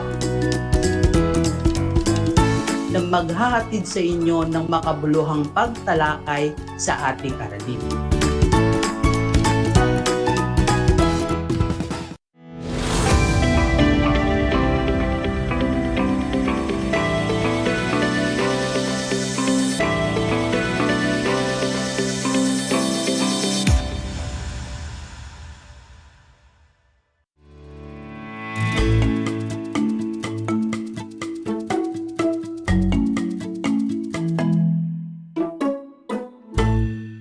Hello everyone!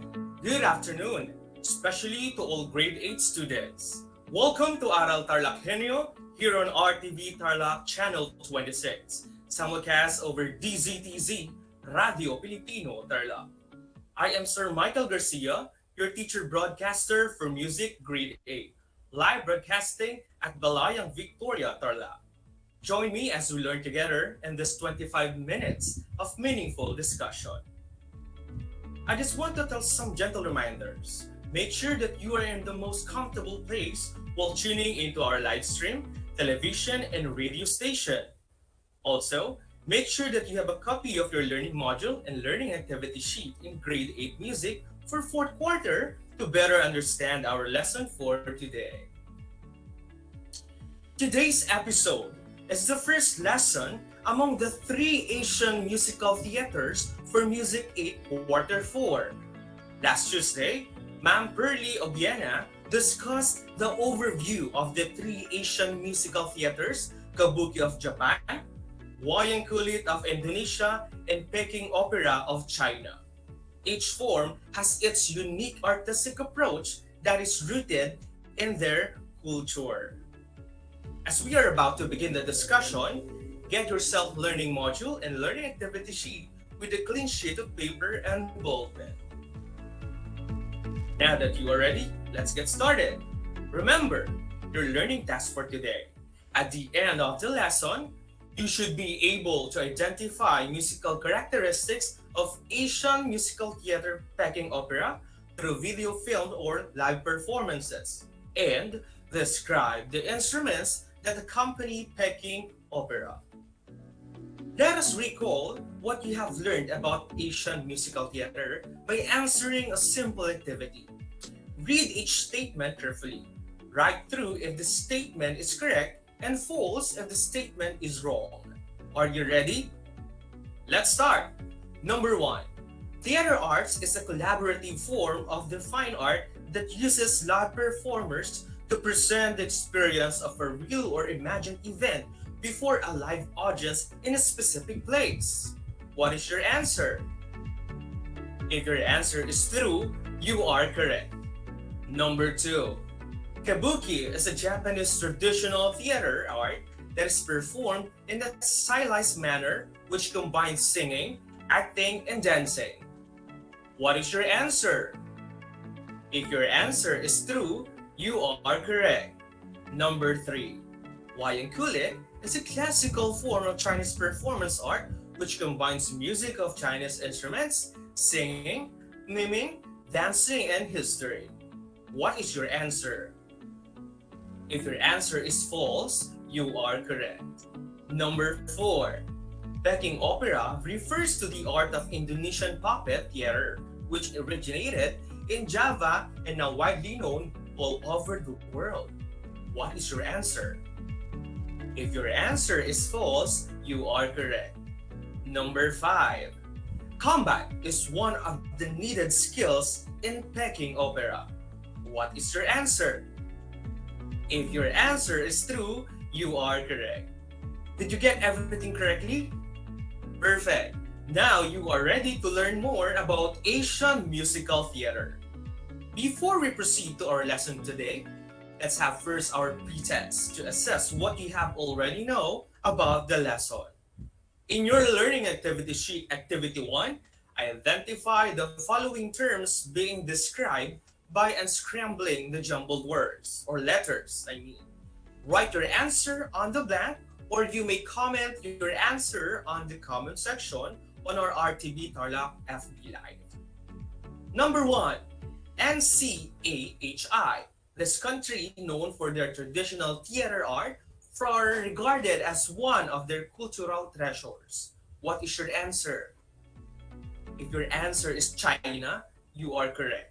Number 2, NGIKEPAREOP, a traditional art form which combines music, vocal performance, pantomime, dance, and acrobatics. What is your answer? If your answer is Peking opera, you are correct. 3, SNGEH, Peking opera's main role. What is your answer? If your answer is Sheng, you are correct.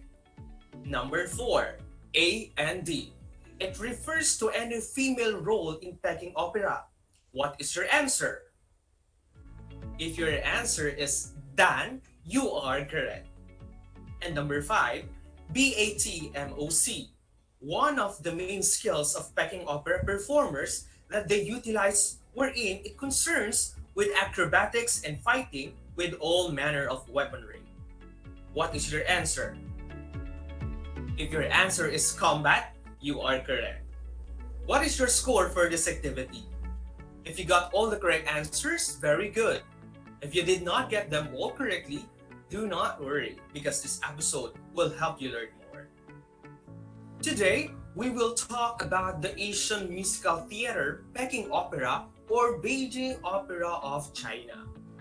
You know, theater arts is one of the standard traditions of the people in Asia, particularly in Japan and China. This kind of theater was transmitted from generation to generation. It mirrors or reflects life. Its key principle is selectivity. Through various sorts of theater art, a particular form can convey clarity of story, order, and wonder, which is rarely found in ordinary life. Asian countries are rich in music, and genres vary from one country to another. This indicates the actors and actresses ignite communicating through musical theater. Would you like to know the styles of one of the 3 countries in Asia? If so, let us visit the first country. China is known for their traditional theater art form, the Peking Opera or Beijing Opera, which combines music, vocal performance, pantomime, dance, and acrobatics. It started in the late 18th century and became fully developed and recognized by the mid-19th century. During the Qing Dynasty court, it became extremely popular and came to be regarded as one of the cultural treasures of China. Pupils were often handpicked at a young age by a teacher and trained for 7 years on contract from the child's parents. After 1911, training took place in more formally organized schools.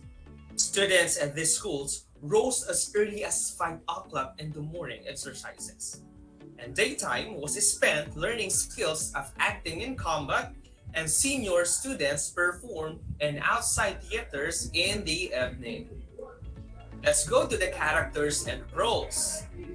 The roles in Peking opera are differentiated into fixed character types: Sheng or male role, Dan female role, Jing painted faces, and Chu male counts. Different singing and acting techniques gave birth to various schools. Each type and character has its own set of performance conventions. First one, the Sheng. This is the main role in Peking opera, and which has numerous subtypes. First, we have Lao Sheng, a dignified older role. These characters have a gentle and cultivated disposition and wear sensible costumes. Next, Xiao Sheng. Actors are often involved with beautiful women by virtue of the handsome and young image they project. Next, Wu Sheng. It is a material character for roles involving combat, and they are highly trained in acrobatics and have natural voice when singing. Okay, now let's have Dan. Dan, it refers to any female role in Peking opera, and there are 5 kinds. Number 1, the Laudan, an old woman. Number 2, Wudan, a martial woman. 3, Dao Madan, a young female warrior. Number 4, King Yi, an elite virtuous woman. And number 5, Wadan, an unmarried vivacious woman. So a troupe will have a young Dan to play main roles as well as an older Dan for secondary parts. Next is Jing. Jing is painted face male role who plays either primary or secondary roles. This type of role entails a forceful character, which means that a Jing actor must have a strong voice and be able to exaggerate gestures. The red color denotes loyalty and goodness, white denotes evil, and black denotes integrity. Chu, a male clown that usually plays secondary roles. Chu, meaning ugly, reflects the traditional belief that the clown's ugliness and laughter could drive away evil spirits. When it comes to the visual performance elements, Peking opera performers utilize four main skills, such as the following: song, speech, dance acting or pure dance, pantomime, and other types of dances, and combat or acrobatics and fighting with all manner of weaponry. Now let's have a review on Peking opera's facial makeup colors and their meanings. Color black means fierceness and roughness. Color blue means fierceness, loyalty, and sharpness. Color green means impulsive, stubbornness, and violence. Purple means cool-headedness, sophistication, and uprightness. For color red means bravery, courage, devotion, uprightness, and loyalty. Reddish purple or magenta means just and nobility. For white means craftiness, dangerousness, and suspiciousness. And for yellow means ambition, cool-headedness, and fierceness. Next, Shaohulian, it is a small patch of chalk on around the nose. So the clowns of traditional drama who wears this special makeup show any mean and secretive character. In terms of the aesthetic aims and principal movement, the highest aim of performers in Peking opera is to put beauty into every motion.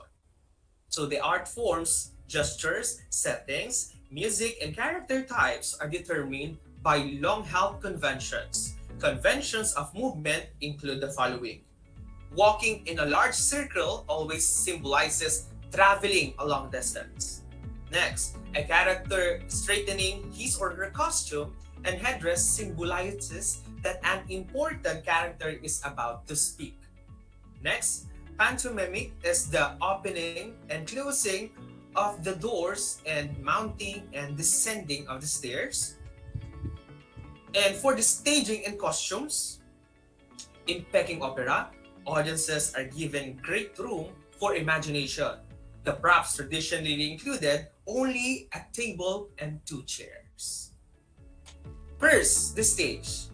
Stages are composed of square platforms. Action on stage is usually visible from at least three sides. Stages were built above the line of sight of the viewers, but some modern stages have been constructed with higher audience divided into two parts by an embroidered curtain called shuju. Costumes. Singtu, popularly known as Sifu, in Chinese origins of Peking opera. Costumes can be tracked back to mid-14th century. They enable the audience to distinguish a character's sex and status at first glance, if noble or humble, civilian or military, officials or private citizens, give expressions to sharp distinctions between of good and evil or loyal and wicked characters. Costumes, oblong wings or cheesy, attached to a god's hat indicated a loyal official. In contrast, a corrupt official is made to wear a gauze hat with rhomboidal wing. Props. The play utilizes very few props, will almost always have a table and at least one chair, which can be turned to convention into such diverse objects as city wall, a mountain, or a bed. A whip is used to indicate a horse and an oar symbolizes a boat. And performers, they immediately move to the center north upon entering the stage. So all characters are enter from the east and exist from the west or exit from the west. Musicians or orchestra, they are visible to the audience on the front part of the stage. When it comes to the musical instruments, there are two divisions of musical instruments in the Peking opera. Okay? The wenchang is mainly there to accompany the singing of the actors and actresses. It features musical instruments such as jinghu, the yeqin or yechin, and the pipa. The wuchang is there to accompany the acting, dancing, and fighting. In Wenchang, it features musical instruments such as jinghu, the yechin, and the pipa. The jinghu is about or bowed spiked lute chordophone of the Han Chinese. It is known by the general term huqin, which refers to string instruments in general, though most often fiddles. The jinghu is differentiated from the erhu by its silk rather than steel strings. Next, the yechin is a black box lute chordophone of the Han Chinese, known to the English-speaking world as the moon lute. Its name derives from the characters for moon, yu, and string instrument, qin. The pipa has 4 strings on a pear-shaped body and fretted neck. It is played by plucking and strumming much like a guitar, but is held upright with bass on the lap and the neck at the player's shoulder. So the pipa or Chinese lute is an ancient instrument that is both elegant and playful, charming and adaptable to both traditional and modern sounds. Now, before we end our session, let's watch the Peking opera performance of China.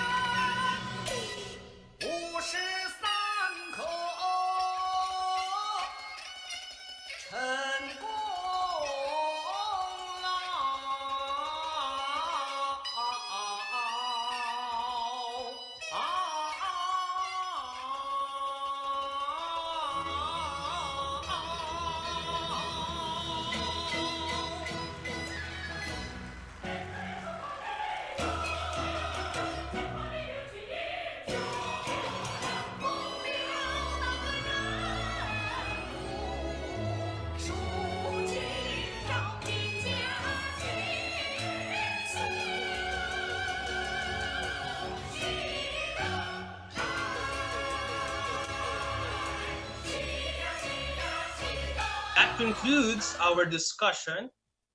Now let us generalize the lesson. Number 1, China is known for the traditional theater art form, the Peking opera or Beijing opera, which combines music for the traditional vocal performance, pantomime, dance, and acrobatics. Number 2, characters and roles in Peking opera, Sheng, Dan, Jing, and Chu. 3, visual performance elements. Peking opera performers utilize 4 main skills such as the following: song, speech, dance, acting, and combat. Number 4, aesthetic aims and principal movement. The highest aim of performers in Peking opera is to put beauty into every motion. Number 5, staging, costumes, and props are very important for the Peking opera performance. For musicians and orchestra, they're visible to the audience on the front of the part of the stage. And 7, there are 2 divisions of musical instruments in Peking opera, the wenchang and the wuchang. So it features musical instruments such as jinghu, the yetchin, and the pipa. Now, pay attention to the second activity in the learning activity sheet and get ready with your pen. Identify musical characteristics of musical or Asian musical theater Peking opera. Use the link below for your guide. And for letter B, fill in the table of the appropriate answers in each column. Describe the instruments that accompany Peking opera. Dear grade 8 learners, if you have questions and clarifications in our lesson, you can send your questions on my Facebook Messenger. Just search Michael Carreño Garcia, or you may ask your math teacher. 25 minutes of appreciating the Peking opera of China has been concluded. I hope you learned a lot today. I hope all of you had a great time and enjoyed our lesson. That's all for today. Happy listening and always take care and God bless. Again, I am Sir Michael C. Garcia, your music grade 8 anchor teacher, signing off.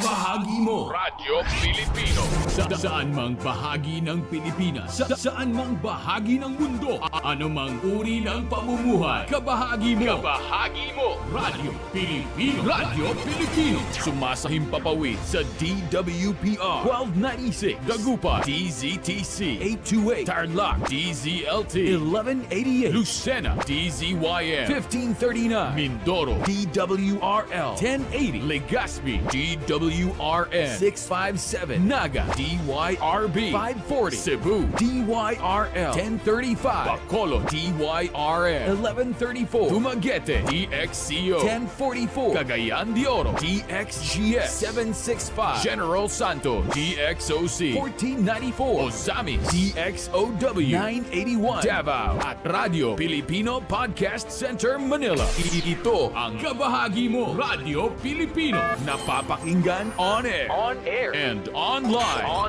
sa buong mundo sa pamamagitan ng www.radiopilipino.com.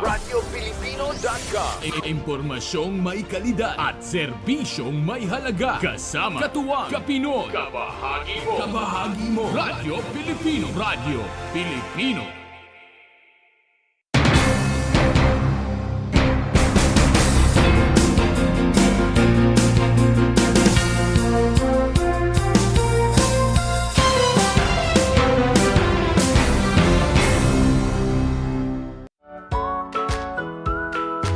How are you today? Hello, everyone. Hello, learners of Tarlac. Good morning, Math Talino Grade 4 learners! Welcome to Aral TarlakHenyo Here on RTV Tarlac Channel 26. Simulcast over DCTC. Radyo Pilipino Tarlac. I'm Sir Glenn, your teacher broadcaster. Broadcasting live here at Paniki Tarlac. Remotely here in Concepcion, Tarlac. Live here at Barangay Pedro Elquines, Mayantok, Tarlac. Broadcasting live from Ramos National High School. Your anchor teacher today for grade 9 mathematics. your partner in education this time of pandemic. The word boondocks, which is now part of the English language dictionary and vocabulary, comes from the Tagalog word bundok, meaning mountain. Catch Aral TarlakHenyo every Monday through Friday from 8:30 a.m. to 5:30 p.m.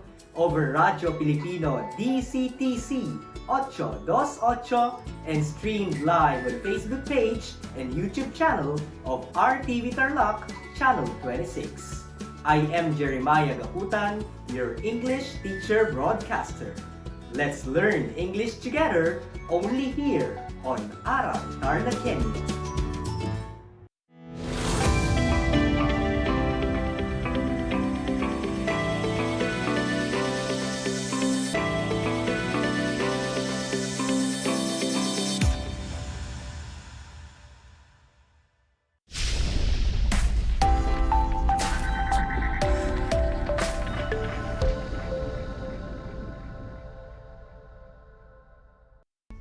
Hello everyone, it's a nice afternoon today and I welcome you all to Aral TarlakHenyo through RTV Tarlac Channel 26. Simulcast over DZTC 828 kHz Radio Filipino Tarlac. We are also live via Converge Cable TV Channel 100. Today, we shall have another exciting lesson in English for all grade 9 learners out there. I am Teacher Mary Joy P. Bait, your teacher broadcaster for this hour, and I am here to give you this remote live broadcast all the way from Moncada, Tarlac. Good afternoon also to all my fellow teachers who are watching right now, to our friends, parents, and guardians who are with us on the radio, TV, and Facebook live stream. So, grade 9 learners, are you ready? I'm sure you are. Let's begin. First, let's make sure that you are ready for listening, together with the things that you need. What are these? A comfortable and quiet area of your home, your activity sheets, and of course, your paper and pen for taking down notes.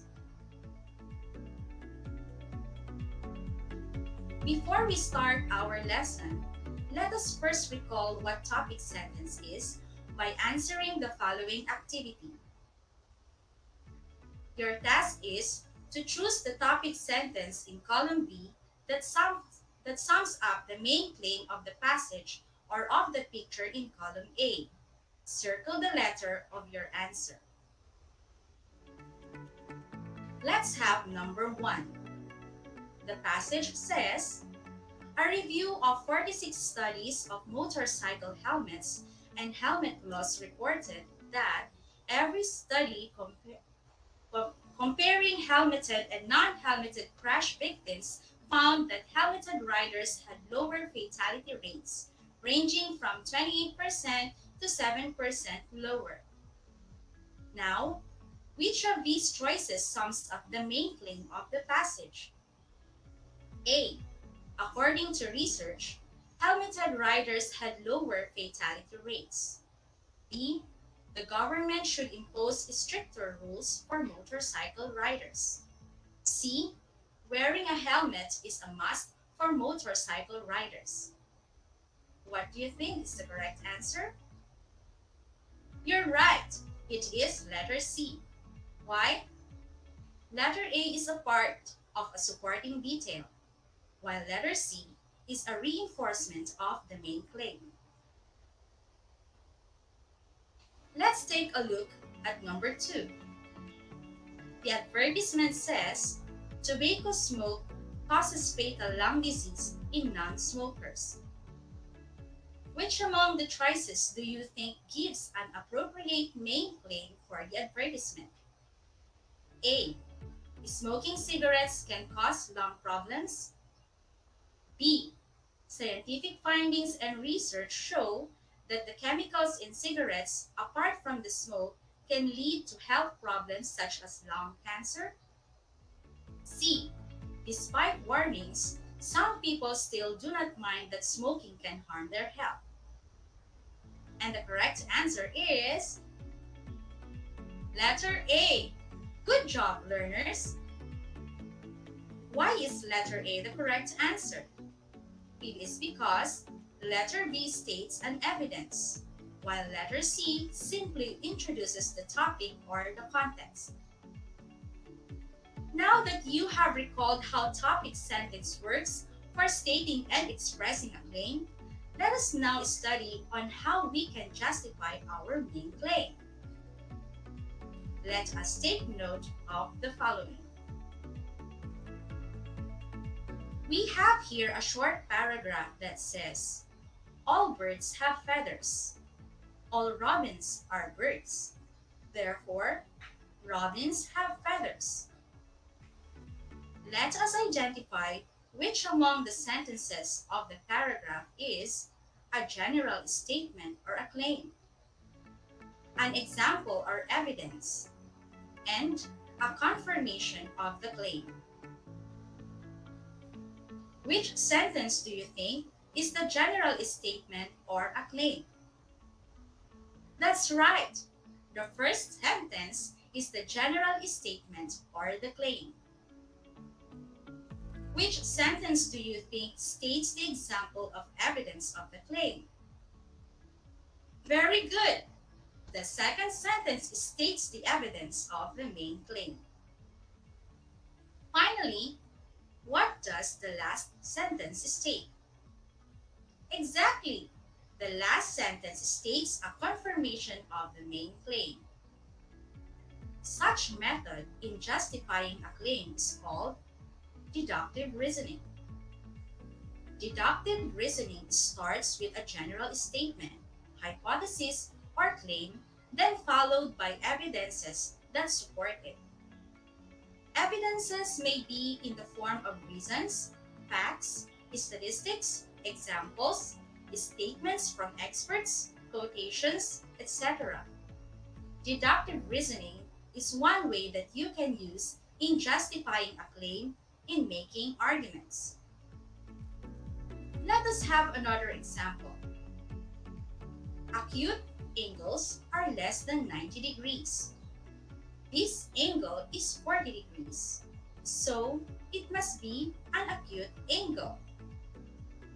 Which sentence do you think is the general statement or a claim? That's right. Acute angles are less than 90 degrees is the general statement or the claim. Which sentence do you think states the example or evidence of the claim? Very good! This angle is 40 degrees states the example or evidence. Finally, which sentence states the confirmation of the claim? Exactly! It must be an acute angle states a confirmation of the main claim. Let us have one more example. Elephants have cells in their bodies, and cells have DNA. Therefore, elephants have DNA.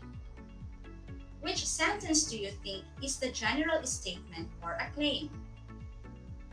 That's right. Elephants have cells in their bodies is the general statement or the claim. Which sentence do you think states the example or evidence of the claim? Very good! Cells have DNA states the example or evidence. Lastly, which sentence states the confirmation of the claim? Exactly! Elephants have DNA states a confirmation of the main claim. Well done, learners! Now that you have known about deductive reasoning, let us apply what you have learned. In this activity, you are asked to put a check on the space provided if the sentence follows the deductive method of reasoning and a cross mark if it is not. Let's do it! Number 1. Cacti are plants, and all plants perform photosynthesis. Therefore, cacti perform photosynthesis. Shall you put a check or an X? Of course, it is a check. Good job. Number 2. All numbers ending in 0 or 5 are divisible by 5. The number 35 ends with a 5, so it must be divisible by 5. What do you think is the answer? You're right. It is a check mark. Very good. Number 3. The first lipstick I pulled from my bag is red. The second lipstick I pulled from my bag is red. Therefore, all the lipsticks in my bag are red. Does this sentence follow a deductive method of reasoning or not? Yes, you're right. It does not follow a deductive method of reasoning. So the answer here is an X. Number 4. I see fireflies in my backyard every summer. This summer, I will probably see fireflies in my backyard. What do you think is the answer in this number? Well, if your answer is an X, you got it right. This sentence does not follow the deductive way of reasoning. Number 5. One of our customers is unhappy with his experience. He does not like how long it takes for a return phone call. Therefore, if we provide a quicker response, he will be more satisfied. What do you think is the answer for this one? Yes, it is a check. Good job. That is amazing. If you got all the correct answers, congratulations! Let us have another exercise. Are you ready? Okay, let's do it. In this activity, you are asked to read the paragraph carefully and then answer the questions that follow after it. Circle the letter of your answer. The paragraph says, smoking in public places should be banned because it puts other people, especially children and pregnant women, at risk of breathing smoke from cigarettes. Smoking in public places also endangers people who have respiratory ailments. Recent studies show that almost 80% of those who ingest secondhand smoke from public smokers have a higher risk of getting respiratory problems than smokers themselves. Now, let us answer the questions. Number 1. What is the paragraph all about? A. Smoking cigarettes. B. Smoking tobacco. C. Smoking in private places. D. Smoking in public places. What do you think is the answer? Correct. It is letter D. Smoking in public places. Number 2. What is the author's claim in the paragraph? A. Smoking in public places should be allowed. B. Smoking in public places should be banned. C. Smoking in public places does not harm people. D. Smoking in public places does not endanger health. What do you think is the answer? You're right. It is letter B. Smoking in public places should be banned. Number 3. Which of the following is the author's reason for his claim? A. Smoking in public places puts people at risk of breathing smoke from cigarettes. B. Smoking in public places puts children at risk of breathing smoke from cigarettes. C. Smoking in public places puts pregnant women at risk of breathing smoke from cigarettes. D. Smoking in public places puts people with disability at risk of breathing smoke from cigarettes. What do you think is the answer? That's right. It is letter A. Smoking in public places puts people at risk of breathing smoke from cigarettes. Finally, for number 4, which of these states the evidence of the author's claim in the paragraph? A.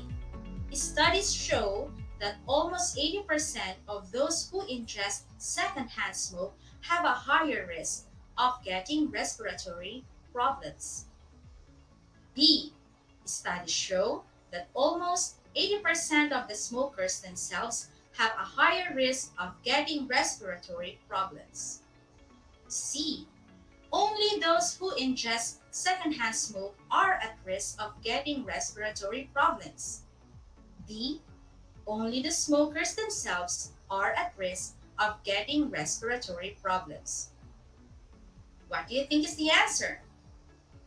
That's right. It is letter A. Studies show that almost 80% of those who ingest secondhand smoke have a higher risk of getting respiratory problems. Are you ready for more? Let's do it! In this activity, you are to read the paragraph carefully and then complete the unfinished statements after it. The paragraph says, however, it would be a serious mistake to replace libraries with tablets.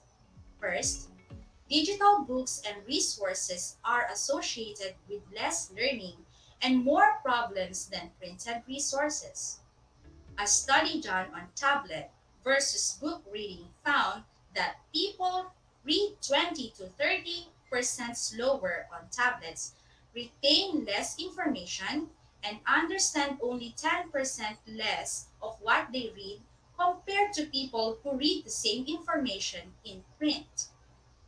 Additionally, staring too long at a screen has been shown to cause numerous health problems, including blurred vision, dizziness, dry eyes, and headaches, among others, at much higher instances than reading print does.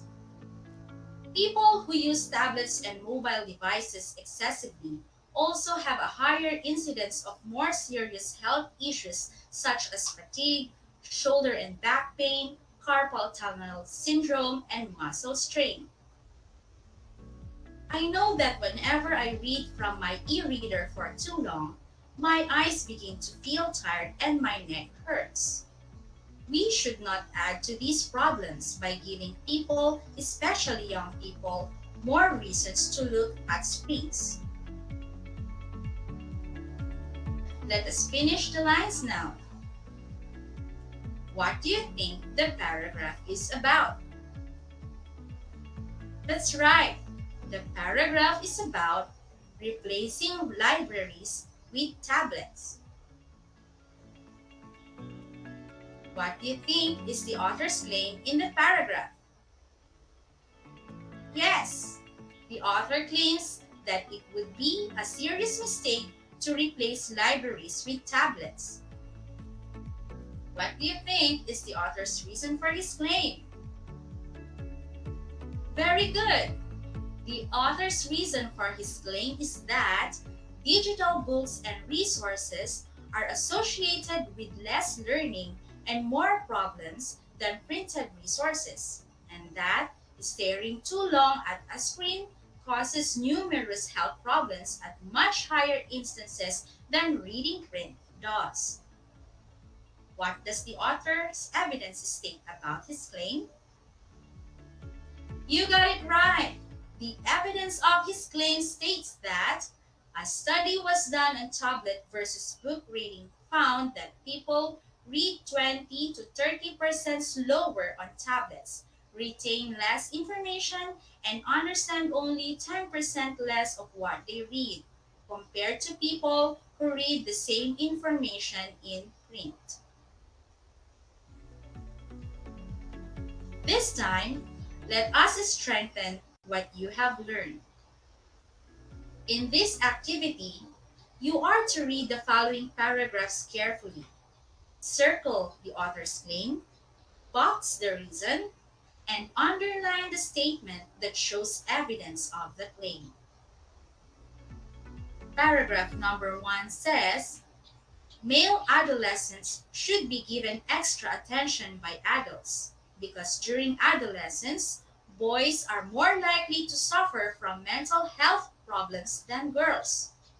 Most of the deadliest and longest lasting mental problems experienced by children are experienced by adolescent males. For example, there are 6 male adolescent schizophrenics for every 1 female. Adolescent autistic males outnumber females 2 to 1. Let us now identify the author's claim, reason, and evidence. What is the author's claim in the paragraph?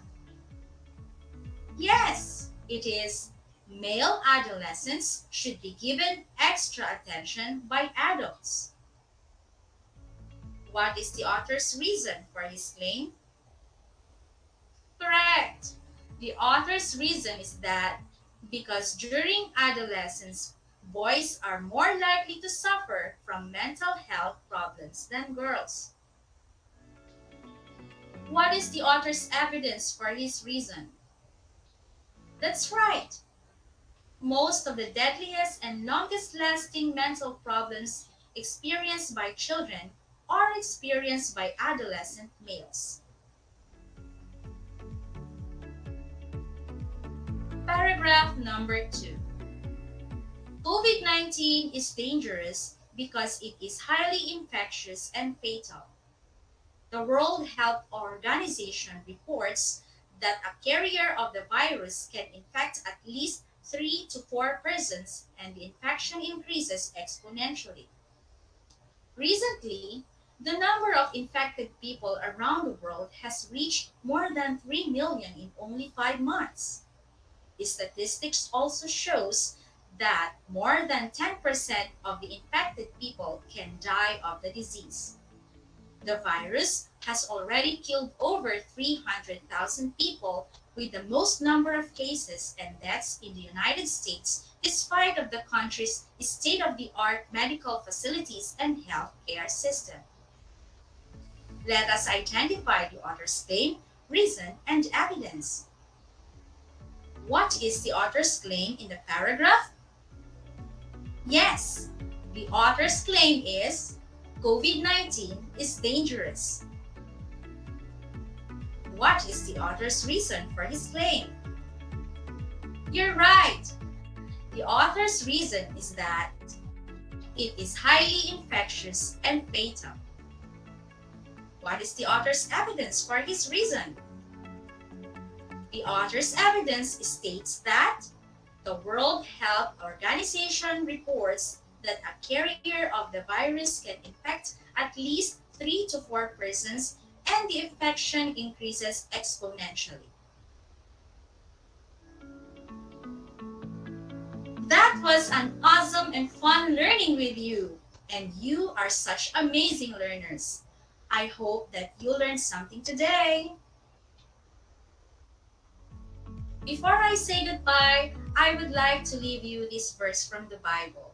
It says, I can do all things through Christ which strengtheneth me, from Philippians 4:13, KJV.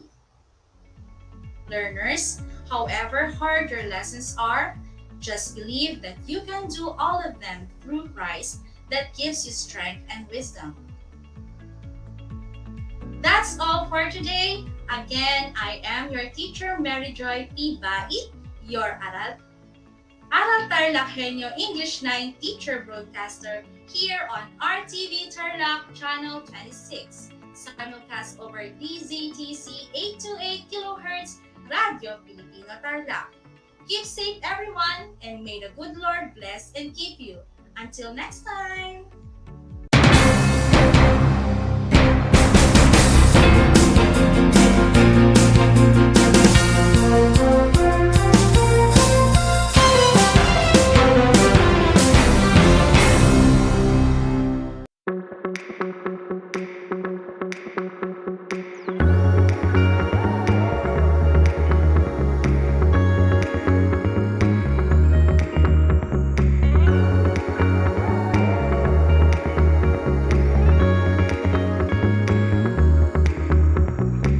travel to Herona and see how big North Shine has grown.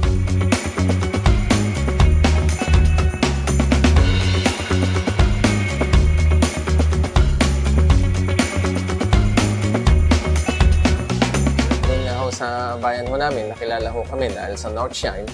Nakita man yun, dati ho, parol capital ho kami dati ng Tarlac.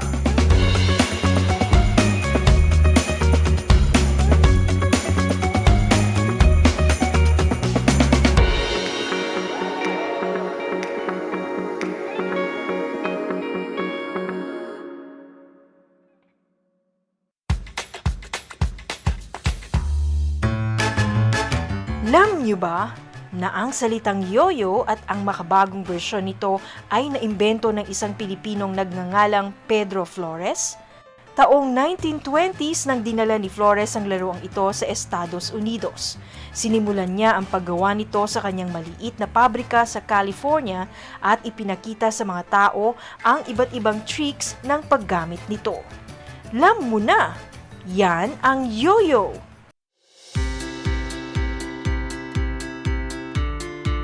Upang matugunan ang mga kinakaharap na pagsubok ng mga guro at mag-aaral sa gitna ng kasalukuyang pandemya, nagsanib tulong sina Congressman Charlie Cojuangco ng unang distrito ng Tarlac, DEPED Region 3 Regional Director Dr. May B. Eclar at Tarlac Schools Division Superintendent Dr. Ronaldo Pozon para sa isang napapanahong proyekto na tinaguriang Project Shine, Aral TarlakHenyo. Ang mga mag-aaral ng Grade 4 at Grade 5, ganon din ang Grades 8 and 9 sa buong probinsya ng Tarlac, kasalukuyang sumasailalim sa radio-based instruction. Katuwang ang himpilang DZTZ 828 kHz AM at RTV Tarlac, Channel 26. Ang Tarlac po nangunguna po ngayon pagdating po sa radio-based instruction. Marami pong humahanga sa atin. I'm very happy this station, itong DCTC, could reach the whole of Region 3. Hindi natin alam, we are contributing. We are creating a very big dent in the history of Philippine education. And I am proud. I am here in Tarlac. This is the noble cause of education in which you and I, without you knowing it, we are bound to do.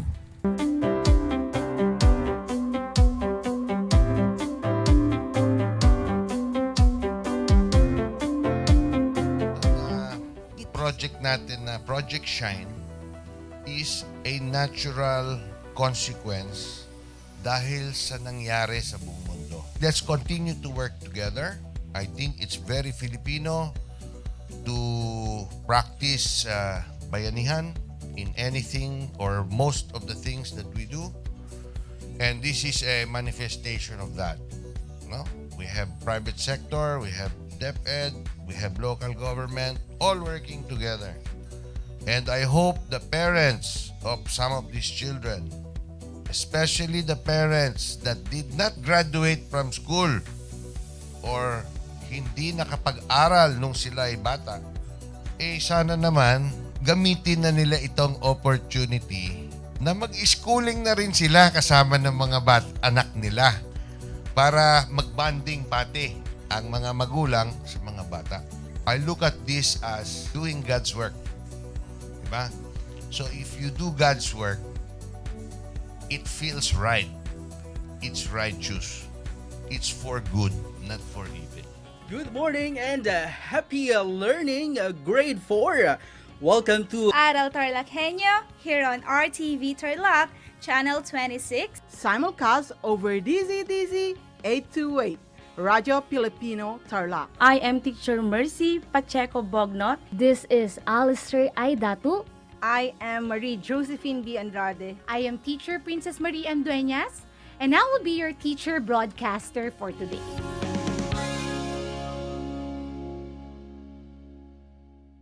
Alam niyo ba na ang gitnang Luzon ay tinaguri ang banga ng bigas ng bayan at kamalig ng palay ng Pilipinas dahil dito nagmumula ang malaking produksyon ng bigas sa ating bansa. Ito ay binubuo ng mga lalawigan ng Aurora, Bataan, Pampanga, Nueva Ecija, Zambales at Tarlac. Ugaliin nating manood ng Aral TarlakHenyo Lunes hanggang Biyernes alas 8:30 ng umaga hanggang alas 5:30 ng hapon. Ako si Binibining Pia Izrin Capiral, ang inyong teacher broadcaster sa Araling Panlipunan dito sa Project Shine Aral TarlakHenyo. Lagi nating tandaan ang pag-aaral ng Araling Panlipunan ay tungo sa daan ng pagiging makadiyos, makakalikasan, makatao, at makabansa.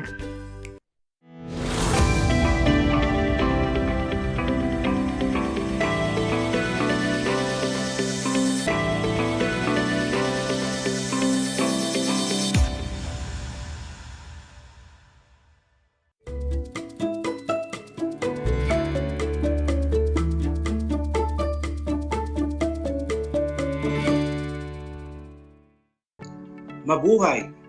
Welcome sa ating Aral TarlakHenyo ng Schools Division of Tarlac Province. Hatid sa inyo ng RTV Tarlac Channel 26 at DCTC 828 Radyo Pilipino Tarlac. Magandang hapon! Narito na naman tayo, nagsisikap at nagpupunyagi na maging makadiyos, makatao, makakalikasan, at makabansa. Kamusta na kayo, mga minamahal kong mag-aaral? Ang aking pagbati at paghanga sa inyong masidhing pagpupunyagi sa patuloy na pag-aaral sa himpapawid upang matuto sa kabila ng hamon na pagkakataon, ang COVID-19 pandemic. Ako ang inyong guro sa Araling Panlipunan Grade 9, Jason D. Layugan, magtuturo sa inyo via remote live broadcasting mula dito sa bayan ng Herona.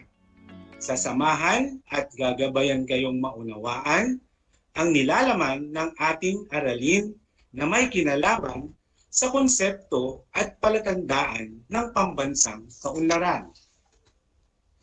Bago tayo magsimula sa ating talakayan, narito ang ilan sa mga paalala. Siguraduhin ninyong nasa lugar kayo ngayon ng komportable at maayos na napapanood at napakikinggan ang ating broadcast. Tayo ay napapanood din sa RTV Tarlac Channel 26 at Converge Cable TV Channel 100 at sa bayang napakinggan sa DCTC 828 AM. Tayo din ay live sa FB page at YouTube channel ng RTV. Matanong ko lang, nagmerienda na ba kayo? Mabuti naman, dahil nararapat lamang na may laman ng iyong tiyan upang mas maging alerto ang inyong pag-iisip at maayos na maunawaan ang ating aralin ngayong hapon. Sa puntong ito, nais kong kunin ninyo ang inyong module sa Araling Panlipunan para sa unang linggo sa ika-4 na markahan. Ang module 1 na may pamagat na palatandaan ng pambansang kaunlaran. Ihanda na rin ang inyong ballpen at sulatang papel upang maitala ang mga mahalagang impormasyon o konsepto na aking mababanggit. Ang ating paksang aralin ay tungkol sa konsepto ng pag-unlad. Bago tayo magsimula sa ating paksa, ay alalahanin muna natin ang ating naging aralin noong nakaraang linggo. Natatandaan pa ba ninyo? Mahusay! Noong nakaraang episode, ating tinalakay ang pag-iimpok at pamumuhunan bilang isang salik ng ekonomiya. Sa aspeto ng pag-iimpok at pamumuhunan ayon sa modelo ng paikot na daloy, ang pag-iimpok ay ang kitang lumalabas sa ekonomiya. Samantalang ang pamumuhunan ang magbabalik nito sa paikot na daloy. Ang pamumuhunan ay nangangailangan ng sapat na salapi Ang pagkasta ay kinapapalooban ng pagbili ng mga kagamitan, mga salik ng produksyon at iba pa. Pangkaraniwan na ang mga namumuhunan ay gumagamit ng sariling salapi o puhunan na hiram sa ibang tao, sa bangko o sa ibang institusyon sa pananalapi. Ang perang hiniram upang gamiting puhunan ay karaniwang nagmumula sa inimpok o idiniposito sa mga institusyon sa pananalapi tulad ng bangko o kooperatiba. At sa ngayon, sa palagay ko ay handa na kayo sa ating bagong paksang aralin ngayong hapon. Sa lahat po ng mga magulang at mag-aaral sa ikasyam na baitang na nanonood at nakikinig sa ating broadcast, kung kayo po ay may mga katanungan o nais linawin ukol sa ating paksa ngayong araw, maaari kayong magbigay ng mensahe sa aking messenger. I-type lamang po ang Jason Dilayugan o tumawag at mag-text sa numerong 0945-7287-323. Uulitin ko, ang numero maaari ninyong tawagan 0945-7287-323. Sa puntong ito, tayo ay magsisimula na. Ihanda ang malinis na papel at ballpen para sa ating panimulang pagtataya. Huwag kayong mag-alala. Susukatin lamang natin sa pagsusulit na ito kung gaano nakarami ang inyong kaalaman sa ika-4 na markahan. Handa na ba kayo? Kung lahat ay handa na, ating simulan ang panimulang pagtataya. Para sa ating panuto, isulat ang titik ng tamang sagot. Number 1, ang sumusunod ay ang mga salik na maaaring makatulong sa pagsulong ng ekonomiya ng isang bansa, maliban sa A. Likas na yaman, B. Yamang tao, C. Teknolohiya, D. Kalakalan. Ulitin ko, ang sumusunod ay ang mga salik na maaaring makatulong sa pagsulong ng ekonomiya ng isang bansa maliban sa A. Likas na yaman, B. Yamang tao, C. Teknolohiya, D. Kalakalan. Ang tamang sagot ay letrang D. Kalakalan. Mahusay. Number 2, sinasabing malaking bahagdan ng mga Pilipino, lalong-lalo na sa mga probinsya na nakaasa sa agrikultura para mabuhay. Alin sa mga sumusunod ang hindi nabibilang sa sektor ng industriya? A. Pagmimina, B. Pangingisda, C. Paggugubat, D. Paghahayupan. Sinasabing malaking bahagdan ng mga Pilipino, lalong-lalo na sa mga probinsya na nakaasa sa agrikultura para mabuhay. Alin sa mga sumusunod ang hindi nabibilang sa sektor ng agrikultura? A. Pagmimina, B. Pangingisda, C. Paggugubat, D. Paghahayupan. Ang tamang sagot ay letrang A. Pagmimina. Magaling! Number 3, alin sa sumusunod na sektor ang namamahala sa pagpuproseso ng mga hilaw na material upang ito ay maging isang produkto? A. Agrikultura, B. Industriya, C. Paglilingkod, D. Informal na sektor. Alin sa mga sumusunod na sektor ang namamahala sa pagpuproseso ng mga hilaw na material upang ito ay maging isang produkto? A. Agrikultura, B. Industriya, C. Paglilingkod, D. Informal na sektor. Ang tamang sagot ay letrang B, industriya. Mahusay.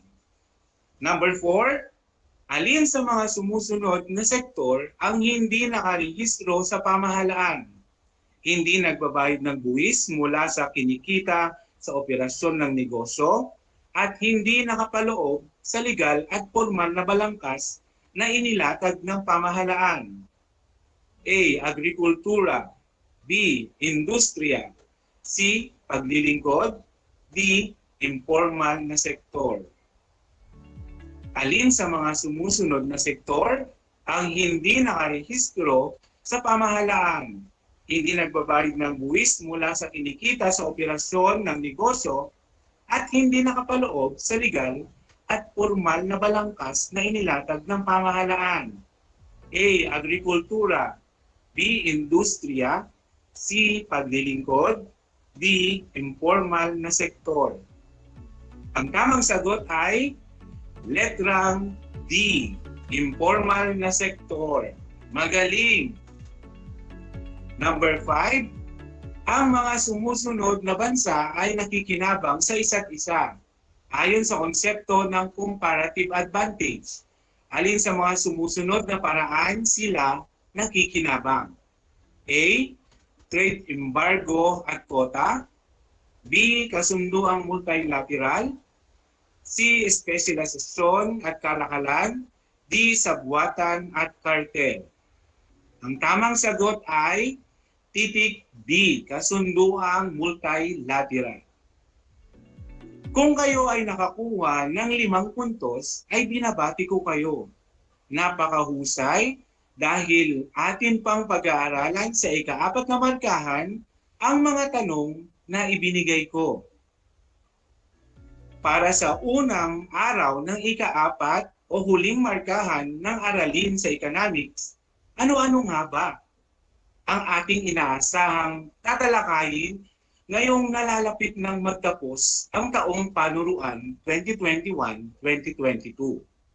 Narito ang mga nalalabing paksa para sa huling markahan. Para sa unang linggo, tatalakayin natin ang mga palatandaan ng pambansang kaunlaran. Matatalakay din natin ang mga gampanin ng mamamayang Pilipino upang makatulong sa pambansang kaunlaran. Susundan ito ng mga bahaging ginagampanan ng agrikultura, pangingisda at paggugubat. Hindi rin nawawala ang mga dahilan at epekto ng suliraning kinakaharap ng sektor ng agrikultura at mga patakarang pang-ekonomiya na nakatutulong sa sektor na ito. Papasok naman sa ika-6 na linggo ang mga gampanin ng sektor ng industriya at mga patakarang pang-ekonomiyang nakatutulong dito. Matatalakay din natin ngayong ika-4 na markahan ang mga nakapaloob sa informal na sektor. At ang huli ay ang patakarang palabas na nakatutulong sa bansa. Halina't simulan natin ang ating aralin sa konsepto ng pag-unlad. Ang pag-unlad ay pagbabago mula sa mababa tungo sa mataas na antas ng pamumuhay. Isa itong kaisipang maaaring may kaugnayan din sa salitang pagsulong. Batay sa aklat ni Feliciano R. Fajardo sa Economic Development noong 1994, malinaw niyang inilahad ang pagkakaiba ng pagsulong at pag-unlad. Ayon sa kanya, ang pag-unlad ay isang progresibo at aktibong proseso. Ang pagsulong ay bunga ng prosesong ito. Kung gayon, ang pagsulong ay produkto ng pag-unlad. Halimbawa na lamang nito, ang makabagong pamamaraan ng pagtatanim ng palay ay kinapapalooban ng isang proseso. At ito ang pag-unlad. Ang resulta nito ay mas maraming ani. At ito ang pagsulong. Ayon pa rin kay Fajardo, ang pagsulong ay nakikita at nasusukat. Ang mga halimbawa nito ay ang mga daan, sasakyan, kabahayan, gusali, pagamutan, paaralan, bangko, at marami pang iba. Paglalahad naman nina Michael P. Todaro at Stephen C. Smith sa kanilang aklat na Economic Development taong 2012. Ang dalawang magkaibang konsepto ng pag-unlad ay ang tradisyonal na pananaw at makabagong pananaw. Sa tradisyonal na pananaw, binigyan diin ang pag-unlad bilang pagtatamo ng patuloy na pagtaas ng antas ng income per capita nang sa gayon ay mas mabilis na maparami ng bansa ang kanyang output kaysa sa bilis ng paglaki ng populasyon nito. Samantalang, sa makabagong pananaw naman, isinasaad na ang pag-unlad ay dapat na kumakatawan sa malawakang pagbabago sa buong sistemang panlipunan.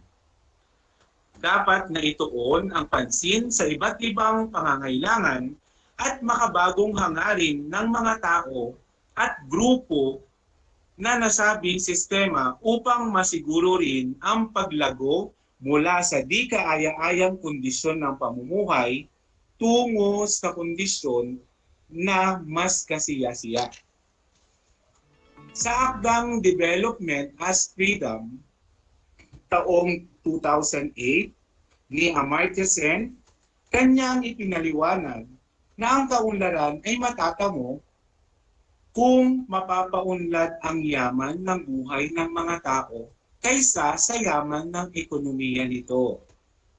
Upang matamo ito, mahalagang bigyan pansin ang pagtanggal sa mga ugat ng kawalang kalayaan tulad ng kahirapan, diskriminasyon, at hindi pagkapantay-pantay at ng iba pang salik na naglilimita sa kakayahan ng mga mamamayan. Dito na muna nagtatapos ang ating talakayan patungkol sa konsepto ng pag-unlad.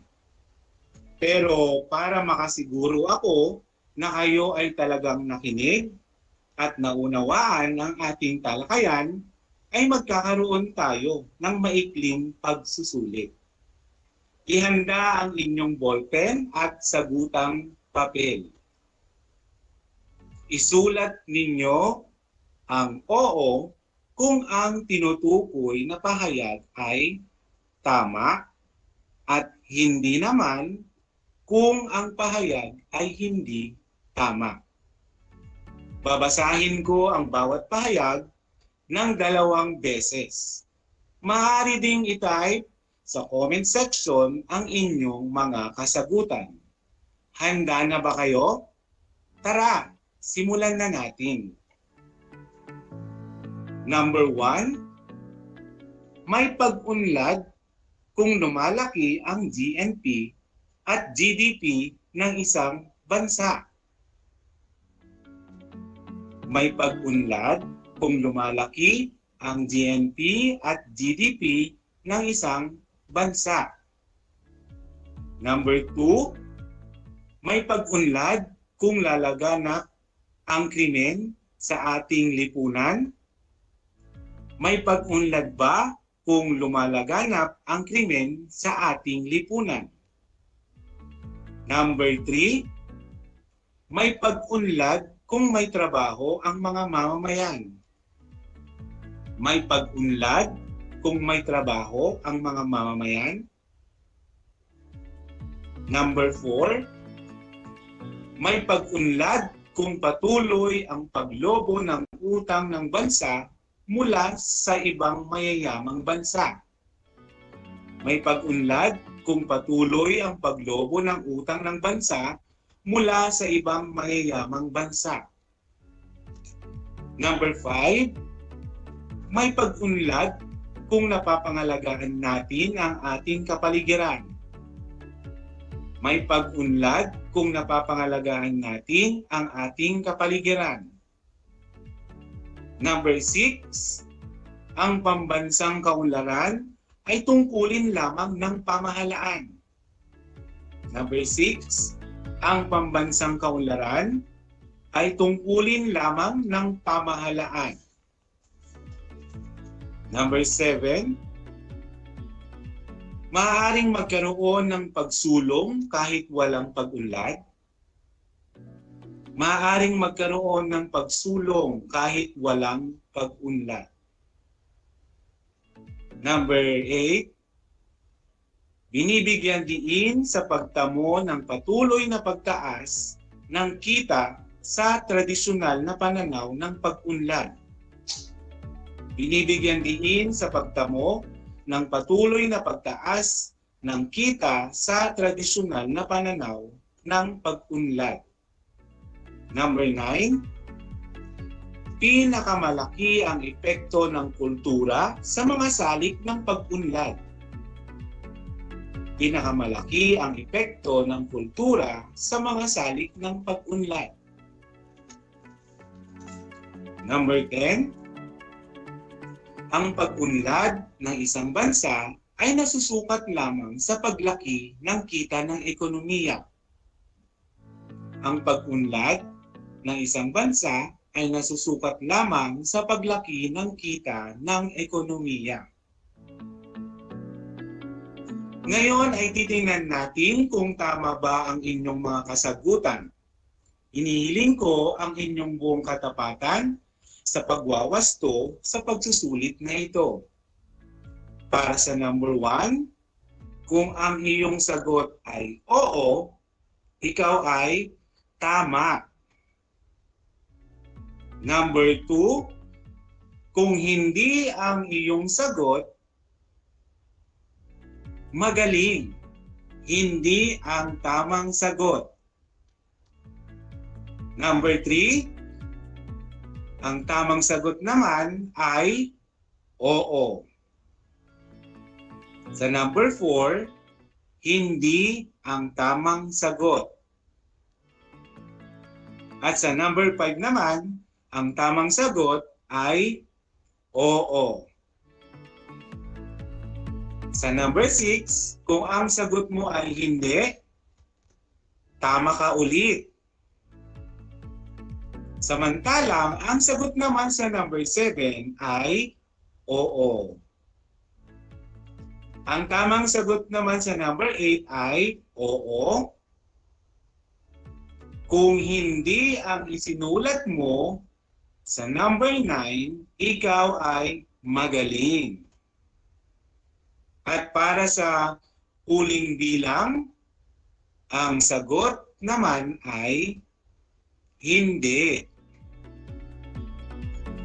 Lubos ang aking pagbati sa inyo dahil sa tingin ko naunawaan ninyo ang ating naging talakayan at nakakuha kayo ng perfect score. Palakpakan nyo naman ang inyong mga sarili. Sa ating susunod na talakayan, ay ating aalamin ang mga palatandaan ng pag-unlad. Isang paalala, maaaring ipasa ang nasagutang module sa ating paaralan sa itatakdang pagsasaoli o pagkuha ng module. Ang inyong mga magulang o guardian lamang ang maaaring magtungo sa paaralan sa pagpasa ng inyong mga sinagutang gawain. At sila din ang inaasahang sumunod sa mga health protocols gaya ng pagsusuot ng face mask, paghugas ng kamay at physical distancing. Inasahan ko na kayo ay natuto sa ating talakayan ngayong araw na ito. Muli, ako ang inyong guro sa Aralin Panlipunan Grade 9, Jason Dilayugan, mula sa Cardona National High School na nagsasabing ang pag-aaral ng Aralin Panlipunan ay daan sa pagiging makadiyos, makatao, makakalikasan, at makabansa. Kita-kita po tayong ulit sa Huwebes, alas 3 ng hapon. Maraming salamat. Hanggang sa muli!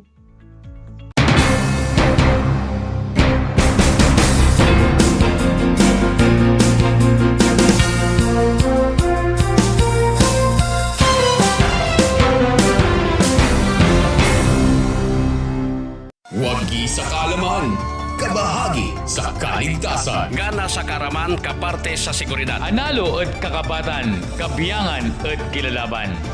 Narito ang mga dapat gawin kapag may sunog. Kung nasusunog na ang bahay, lumabas agad. Huwag nang magsalba pa ng gamit.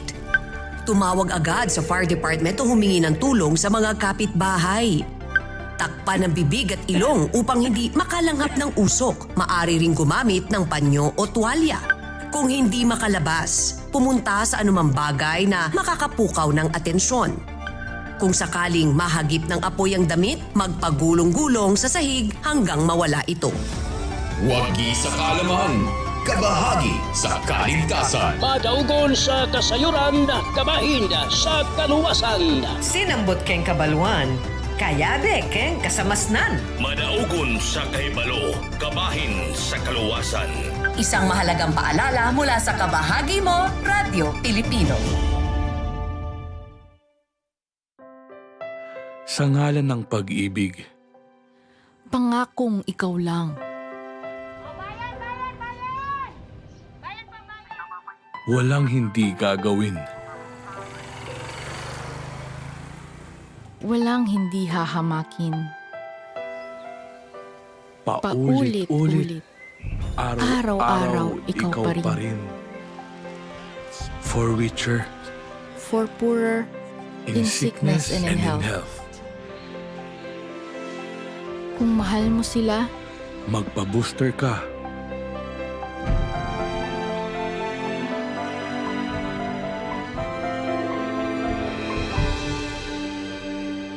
promise. Pexman. Ligtas para sa lahat.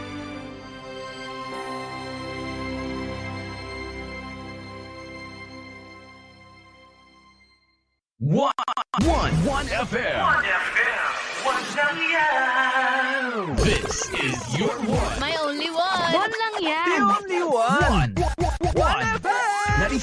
96.1 Tarlac, 98.3 Lucena, 88.3 Legazpi, 96.1 Surigao, 95.9 Butuan, 92.1 Mindoro, 96.7 Tacloban, 99.3 Baler, 95.1 Puerto Princesa, Palawan. This is your one. Your only one. Your only one. One FM. Your only one FM. Gutom ka ba sa impormasyon? May namiss ka bang subject at leksyon? Gusto mo bang alalahanin ang nakaraan o dagdagan ang iyong kaalaman?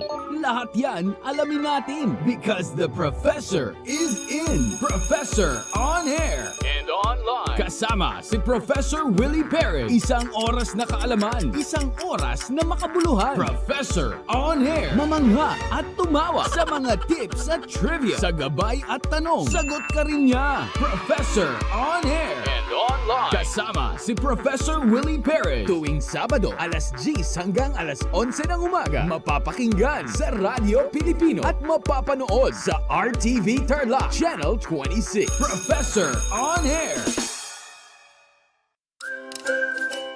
Alam niyo ba na ang Great Barrier Reef ay ang pinakamalaking living structure on Earth? Matatagpuan ito sa baybayin ng Queensland sa Australia.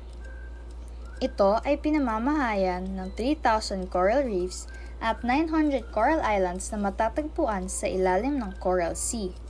May haba itong higit sa 2,000 kilometers at makikita lamang sa outer space. Ngunit, dahil sa fragile coral colony nito, unti-unti na itong nasisira sa paglipas ng panahon at dulot na rin ng climate change, polusyon at man-made disasters. Alam nyo na, yan ang Great Barrier Reef.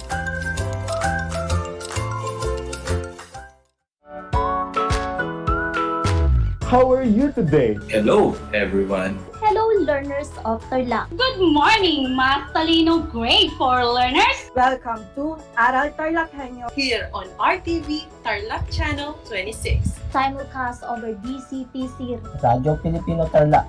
I'm Sir Glenn, your teacher broadcaster. Broadcasting live here at Paniki Tarlac. Remotely here in Concepcion, Tarlac. Live here at Barangay Pedro Elquines, Mayantok, Tarlac. Broadcasting live from Ramos National High School. Your anchor teacher today for grade 9 mathematics. Your partner in education this time of pandemic.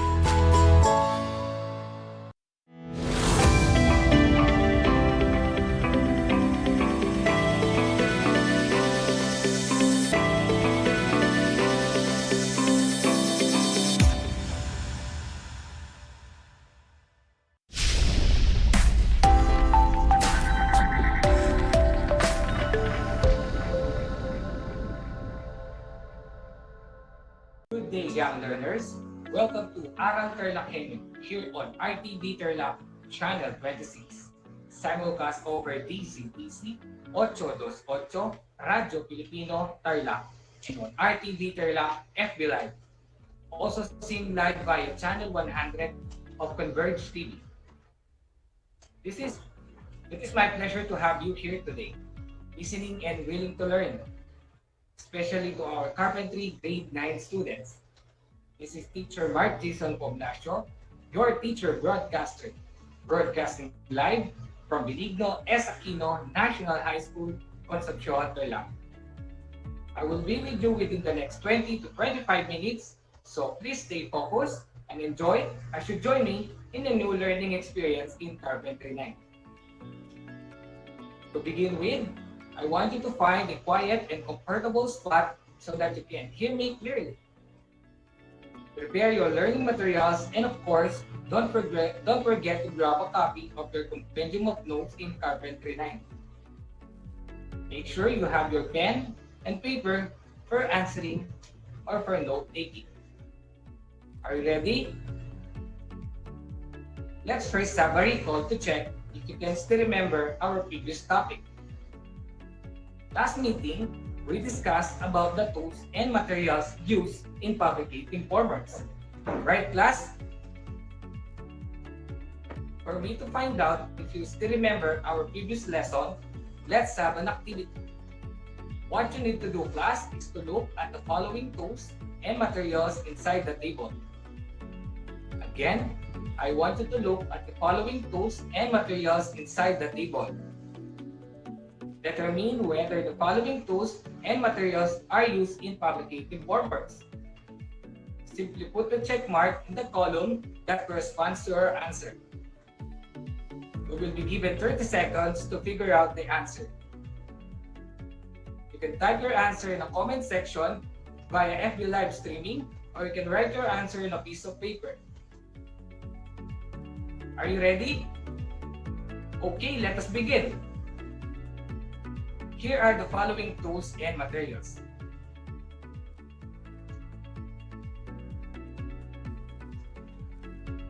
Alright, my dear students, I guess you are done already.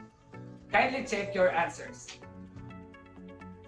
Let me show you the correct answers.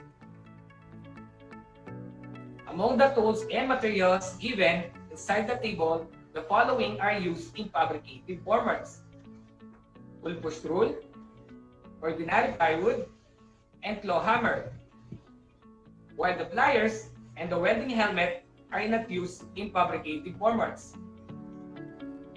Did you get all the correct answers?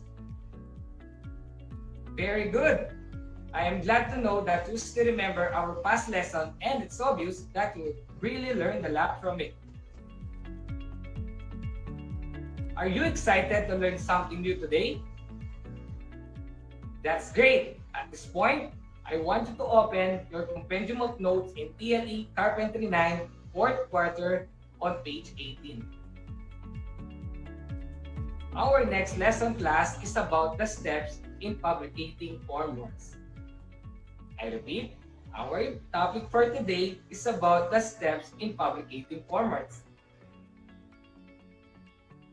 This lesson is taken from the Most Essential Learning Competencies in Technology and Livelihood Education in Carpentry, being taught from grade 9, learning outcome number 3, which is entitled Fabricate and Strip Formworks.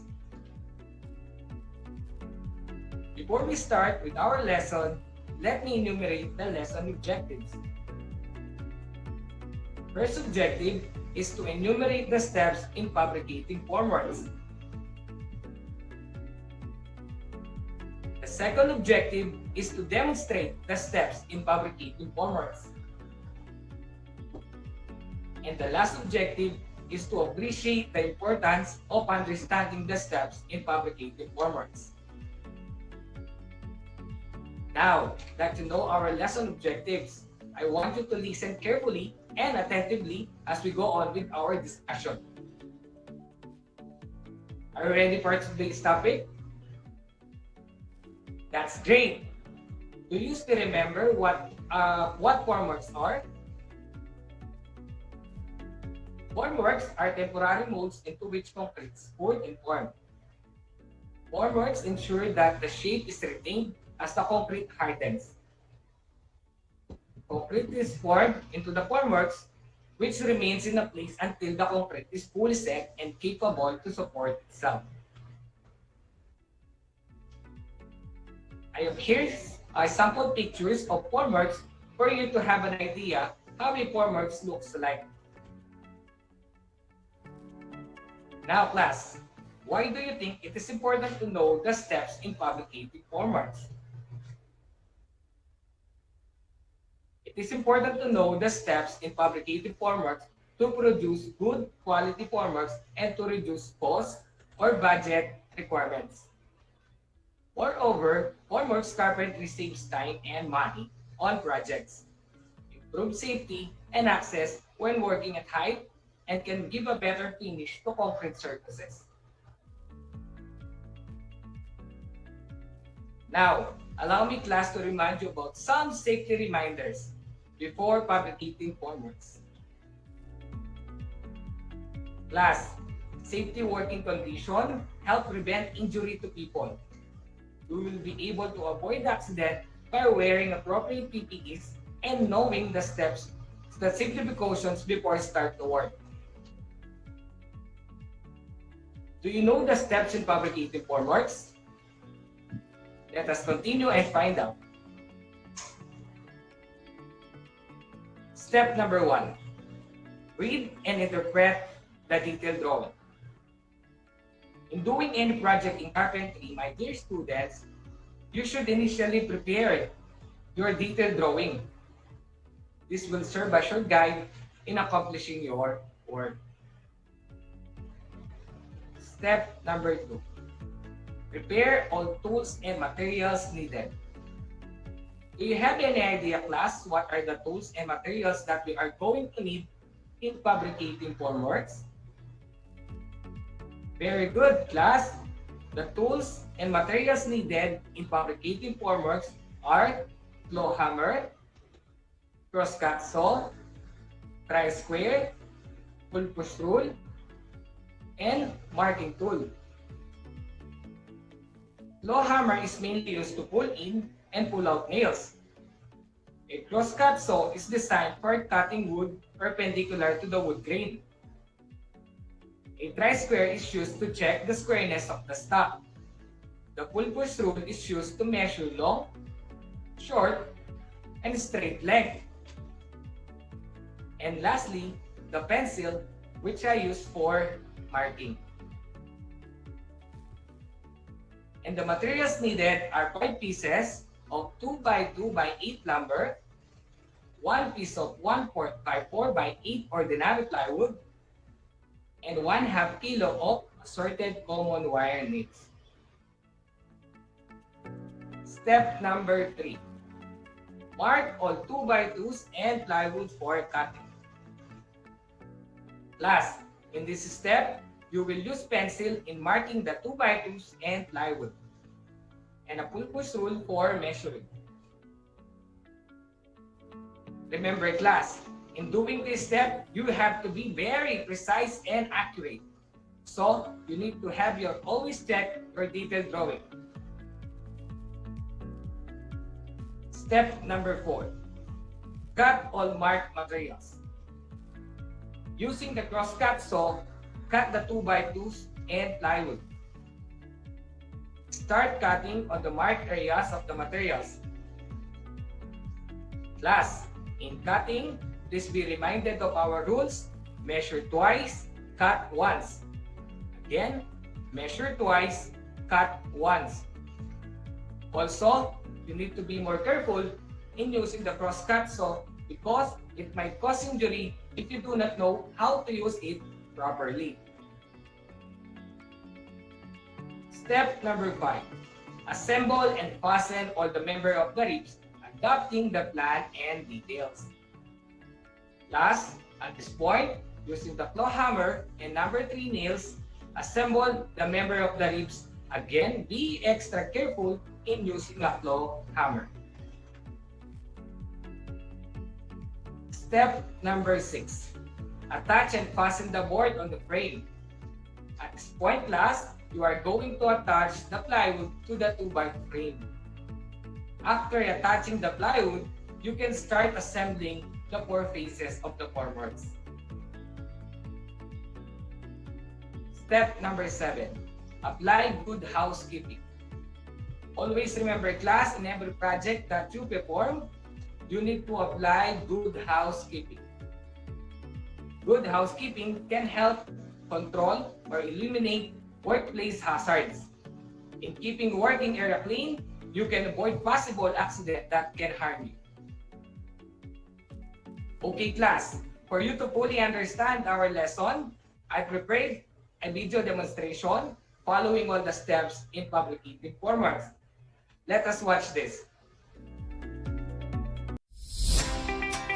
Step number 1. Read and interpret the detailed drawing. Step number 2. Prepare all the tools and materials needed. Step number 3. Mark all the 2x2s and plywood for cutting. In this step, you will use pencil in marking all the 2x2s and plywood, and a pull-push rule for measuring.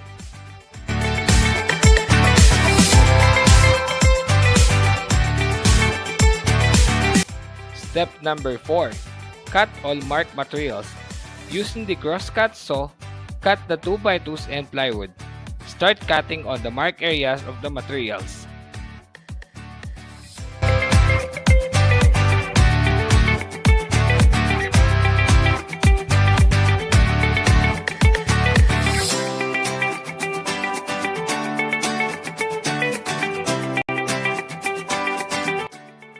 Step number 5. Assemble and fasten all the member of the ribs, adapting the plan and details. At this point, using the claw hammer and number 3 nails, assemble the member of the ribs.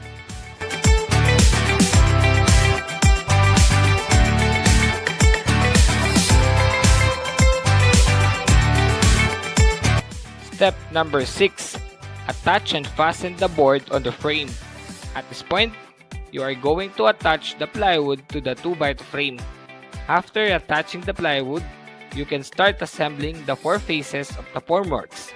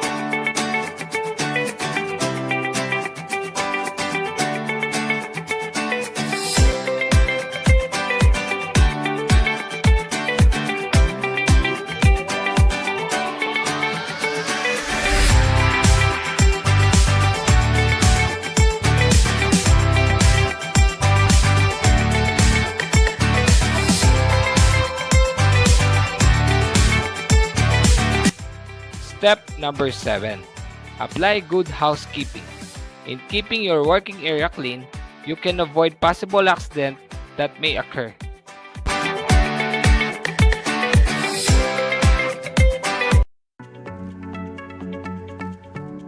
Were you able to get all the steps, class? Are the steps clear to you? Okay, that's great. Now, let's have a quick recap of what we have discussed. What are the tools and materials needed in fabricative formworks? Okay, very good. The tools needed are claw hammer, cross-cut saw, tri-square, pull-push rule, and marking tool. While the materials needed are 2x2x8 lumber, 1/4x4x8 ordinary plywood, and 1/2 kilo of assorted common wire nails. Now, what are the steps in fabricating formworks? Our steps in fabricating formworks are as follows. Step number 1, read and interpret the detailed drawing. Step number 2, prepare all the tools and materials needed. Step number 3, mark all 2x2s and plywood for cutting. Step number 4, cut all marked materials. Step number 5, assemble and fasten all the members of the ribs, adapting the plan and details. Step number 6, attach and fasten the board on the frame. And lastly, our last step, step number 7, apply good housekeeping.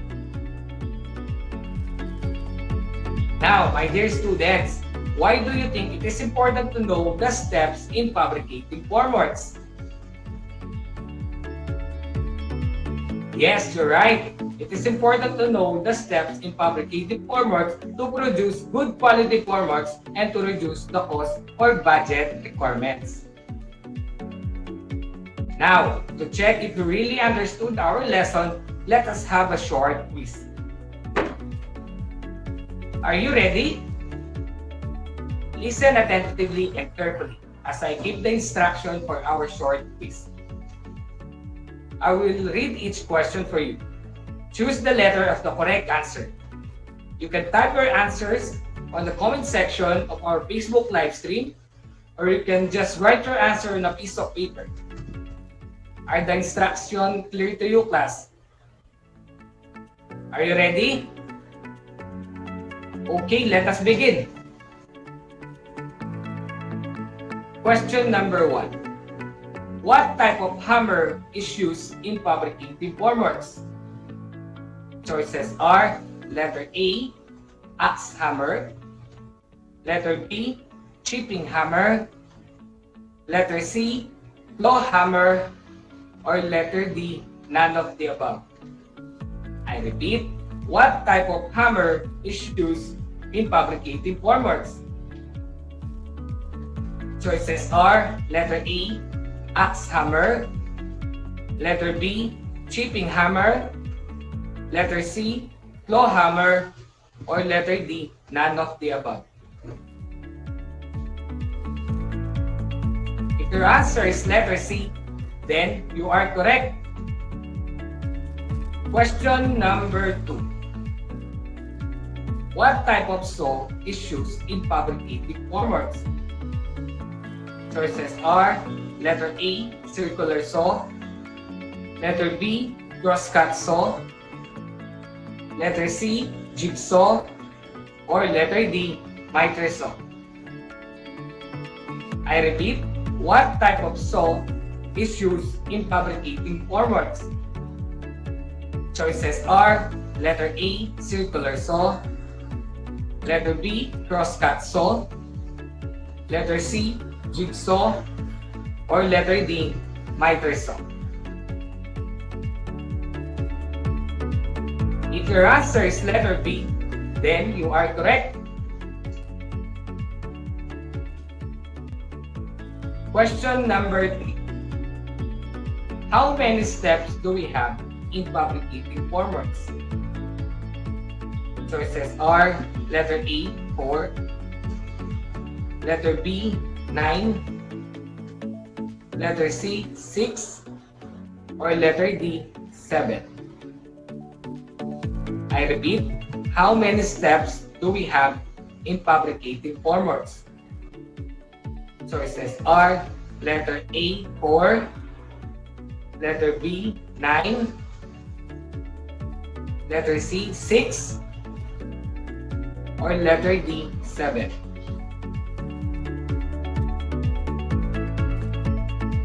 If your answer is letter D, then you are correct. Question number 4. What size of lumber used in fabricating formworks? Choices are letter A, 2x4x8 lumber, letter B, 2x3x8 lumber, letter C, 2x2x8 lumber, or letter D, 1x2x8 lumber. I repeat, what size of lumber used in fabricating formworks? Choices are letter A, 2x4x8 lumber, letter B, 2x3x8 lumber, letter C, 2x2x8 lumber, or letter D, 1x2x8 lumber. If your answer is letter C, then you are correct. Question number 5. What size of common wire nails were used in fabricating formworks?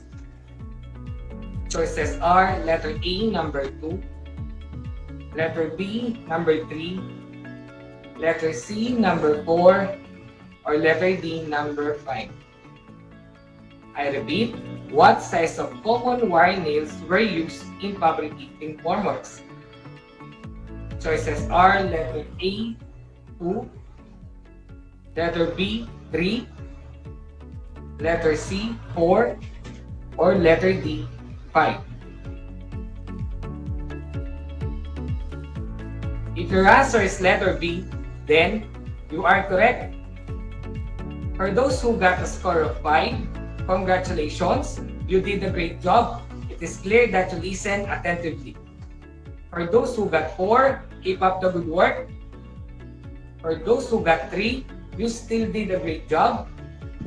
And for those who got 2, 1, and 0, I suggest kindly review your compendium of notes. And that completes our discussion for today. But before I end up, allow me first to answer some questions raised by our viewers and listeners. I have here a question from Marvin Musni. His questions goes like this. Are there other types of formworks in construction? This is such an interesting question, Marvin. We have 4 types of formworks, namely engineered formworks, timber formworks, insulated formworks, and lastly, the plastic formworks. I have one more question from Jomar Santos. What are the characteristics of good formworks? Good formworks carpentry should be, number 1, strong enough to support the volume of the concrete using. Number 2, be able to retain shape when approximately proved and braced. Number 3, seal tightly at the joint to prevent leaks. Number 4, waterproof and weatherproof. Number 5, lightweight and easy to move where it's needed. Number 6, remove without damaging the concrete. And lastly, number 7, suitable for reuse. And that's conclude our discussion for today.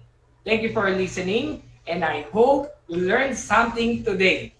Once again, this is Teacher Mark Jason Poblacio from Benigno S. Aquino National High School saying, in TLE, we aim for skills, knowledge, and progress. Have a great day, everyone. Take care, and God bless us all.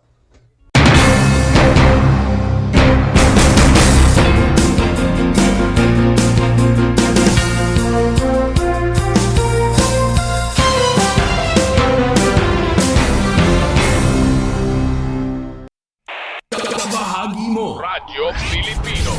saan mang bahagi bahagi ng Pilipinas, saan mang bahagi ng mundo, anumang uri ng pamumuhay. Ito ang Kabahagi Mo Radio Pilipino. Napapakinggan on air, and online, sa buong mundo sa pamamagitan ng www.radiopilipino.com.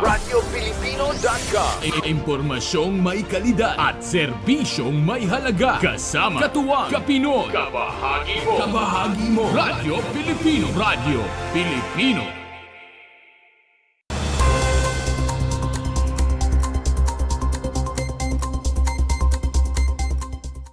Ang pangarap ko ay libreng hospitalization para sa lahat. Ayan ang naging laman ng mensahe ni Tarlac City Mayor Christy Angeles sa isinagawang groundbreaking ceremony ng itatayong Tarlac City General Hospital. Sa mensahe nito, pinasalamatan nito ang lahat ng mga tumulong upang maihatid ang serbisyong pangmedikal sa mga TarlakHenyo. Maraming salamat po sa inyong taus-pusong malasakit para sa Tarlac City. Makakaasa po kayo na hindi malilimutan ng bawat mamamayan ng Tarlac City ang inyong mga tulong at malasakit.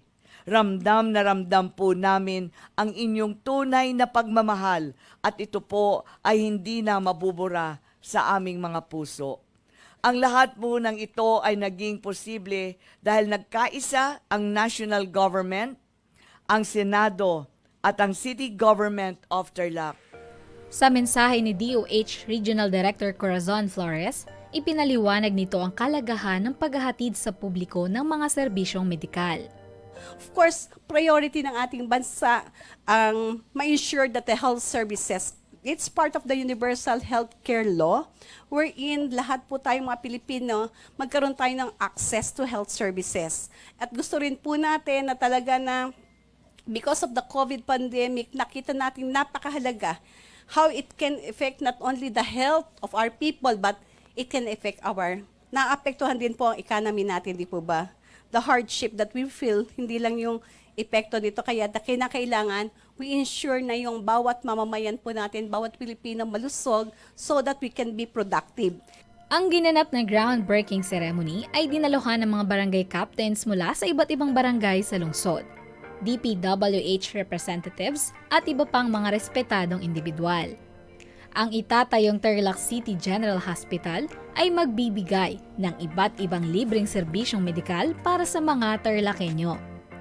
Para sa RTV Tarlac, Channel 26, ako si Jam Torio, nagbabalita.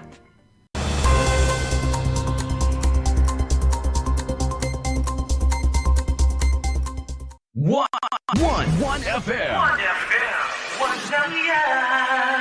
This is your one. My only one. One lang yan. The only one. One FM. 96.1 Tarlac, 98.3 Lucena, 88.3 Legazpi, 96.1 Surigao, 95.9 Butuan, 92.1 Mindoro, 96.7 Tacloban, 99.3 Baler, 95.1 Puerto Princesa, Palawan. This is your one. Your only one. Your only one. One FM. One FM. Your only one FM. One FM.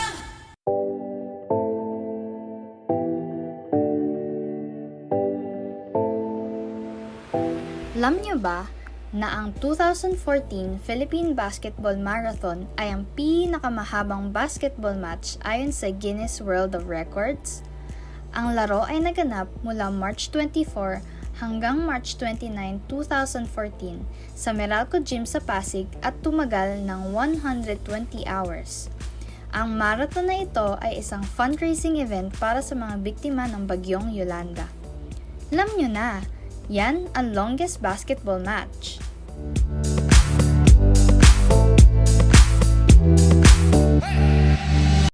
Kumusta mga giliw kong tagapakinig? Nagbabalik ang inyong paaralang panghimpapawid, Aral TarlakHenyo, sa RTV Tarlac, Channel 26, at sa bayang naririnig sa DZTC 828, Radyo Pilipino Tarlac. Tayo rin ay napapanood sa FB Live ng RTV Tarlac Channel 26. Sumasahimpapawid mula sa bayan ng Pura Tarlac, Mula sa bayan ng San Clemente. Mula rito sa Purok Elementary School, Pura Tarlac. Sa bayan ng Capas Tarlac. ako, ang inyong guro, na maghahatid sa inyo ng makabuluhang pagtalakay sa ating aralin.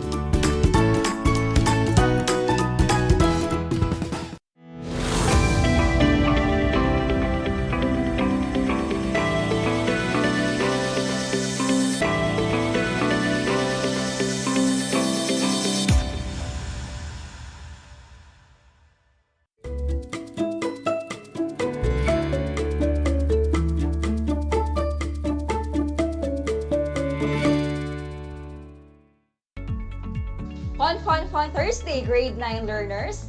Welcome to Aral TarlakHenyo here on RTV Tarlac, channel 26. Simulcast over DZTC 828, Radyo Pilipino Tarlac. I am your teacher broadcaster, Anjanette C. Antonio, broadcasting live here at Capas Tarlac, bringing you a musical day experience in Music 9.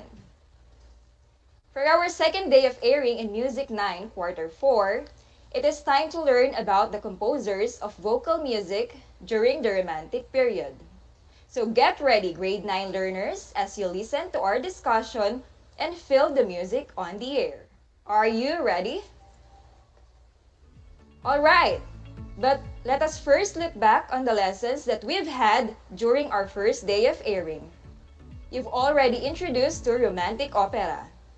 Let's have a recap. With your paper and pen, answer the following questions. You may write your answers or you may comment your answers on the comment section on our FB Live, RTV Tarlac. Are you ready? Okay, here we go. Number 1. What musical movement influenced by the Romantic movement in art and literature that began in the late 1700s, emphasizing the importance of the individual and the emotional experience? Is it A, individualism, B, romanticism, C, classicism? What is your answer? If you have answered B, romanticism, you are correct. Number 2. What is the German term for songs written to be sung in recital? Meaning there is a solo singer and it is accompanied by a piano. Is it A, lieder, B, opera, or C, requiem? Correct! It was A, lieder. Lastly, what was the music known as Song for Dead? Is it A, lieder, B, opera, or C, requiem? If you have answered C, requiem, you are definitely correct. What is your score in this activity? If you got all the 3 correct answers, you have a good memory. As we are about to begin the discussion, get your self-learning modules or learning activity sheet with a clean sheet of paper and a ball pen. Ready? Go! Now that you are ready, let's get started. Remember, your learning task for today is, at the end of the lesson, you should be able to explain performance practice, the setting, composition, role of composers or performers, and the audience during Romantic period, and relate Romantic music to other forms and its history within the era. Let's have first our pre-test to assess what you already know about the lesson. In your learning activity sheet, Activity 1, you will see pictures of the composers of the vocal music during the Romantic period. Identify these composers, choose their name inside the box, and write it on the blank space provided under each picture. I will give you 20 seconds to answer. Ready? Start.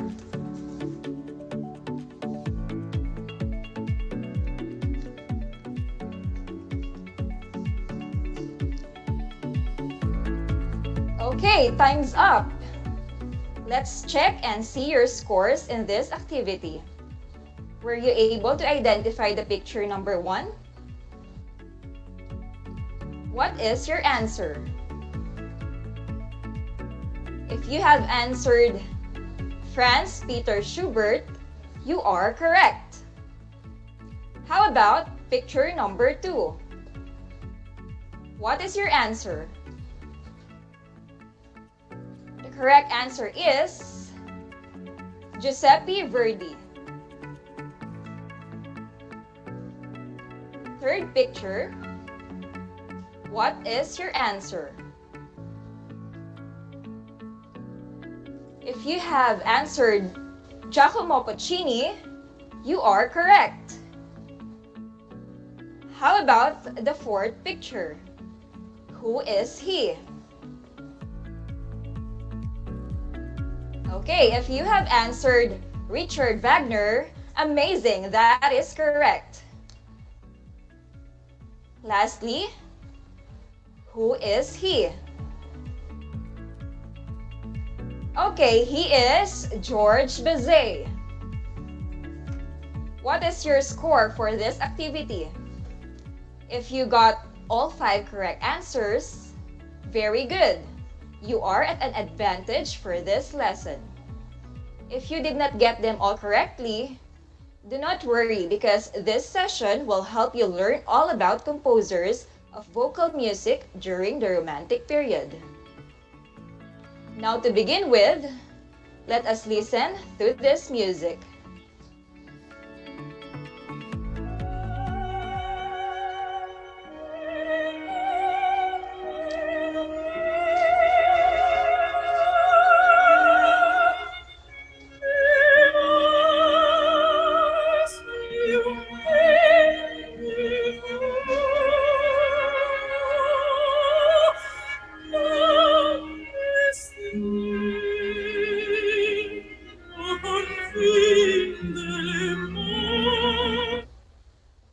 Okay, what do you think is the type of music you have heard? If you answered romantic music, you are correct. Composers of vocal music theme is romantic. Let's G and discover the composers of vocal music during the Romantic period. The first composer is Franz Peter Schubert. Franz Peter Schubert was born on the 31st of January in 1797 in Austria. The proper name for Franz Schubert songs is actually Lieder, which is the German word for songs. Schubert developed Lieder so that they had a powerful and dramatic impact on the listeners. He was considered the last of the classical composers and one of the first romantic one. Some of his famous music Lieder were Gretchen am Spinrad, Ave Maria, Swan Song, and Unfinished Symphony. Now, let us listen to one of his famous compositions, the Unfinished Symphony No. 8.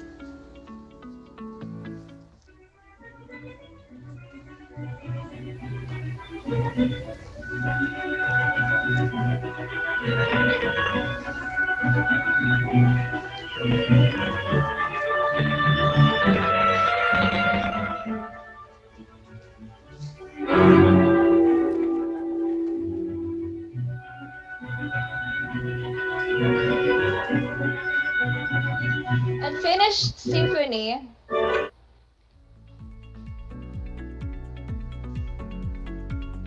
Unfinished Symphony is a musical composition that Schubert started in 1822, but left only with 2 movements. Schubert's Symphony No. 8 is sometimes called the first Romantic Symphony due to its emphasis on the lyrical impulse within the dramatic structure. Again, who was the Finnish composer who wrote 600 art songs and the Unfinished Symphony? If your answer is Franz Peter Schubert, very good. Another composer is Giuseppe Verdi, a name associated with romantic opera. He was born in Parma, Italy on October 9, 1813. His first opera, Oberto, was performed in La Scala, Milan, the most important opera house at the time. Almost of his works are a serious love story with an unhappy ending. His final opera ends with "All the world's a joke," and some of his famous operas are still being produced and performed worldwide.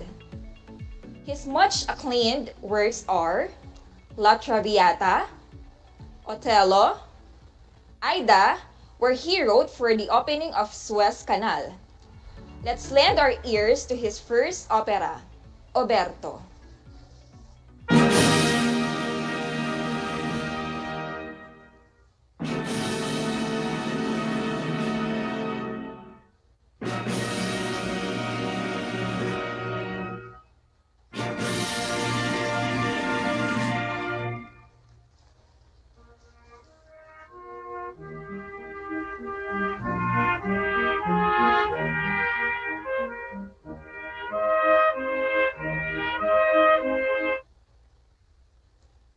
Oberto operas, much of the important events have already taken place, leaving the principal characters involved to fume their displeasure and deep feelings of love, betrayal, anger, and desires for revenge.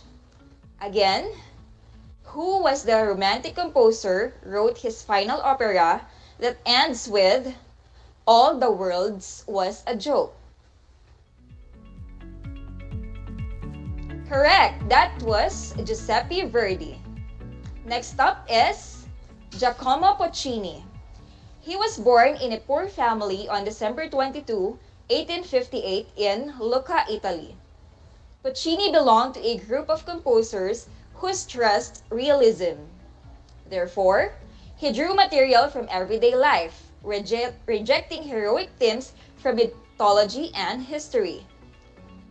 Puccini's famous operas were La Bohème, Tosca, Madame Butterfly, and Turandot. Now, let's listen to his composition, La Bohème.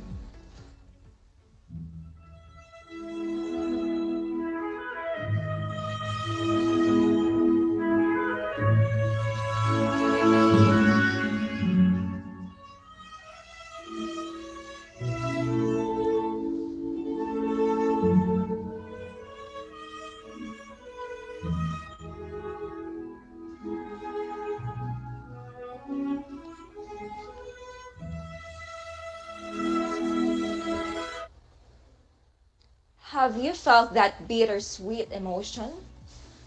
La Bohème is an Italian opera act that tells a story of a love affair between a poor poet and an equally poor seamstress in 19th century Paris. To recall, who was the Italian late Romantic composer who composed the score for La Bohème? Correct! It was Giacomo Puccini. Our fourth composer is Richard Wagner. He was born in Leipzig, Germany on May 22, 1813. Wagner was very much inspired by Ludwig van Beethoven. He exerted a strong influence on the operatic medium.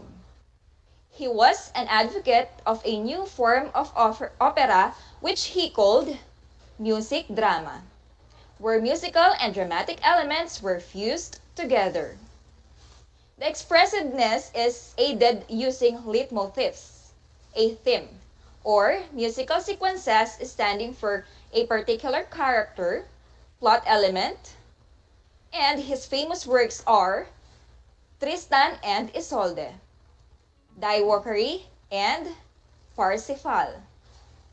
Now, let us hear his music, Die Valkyrie.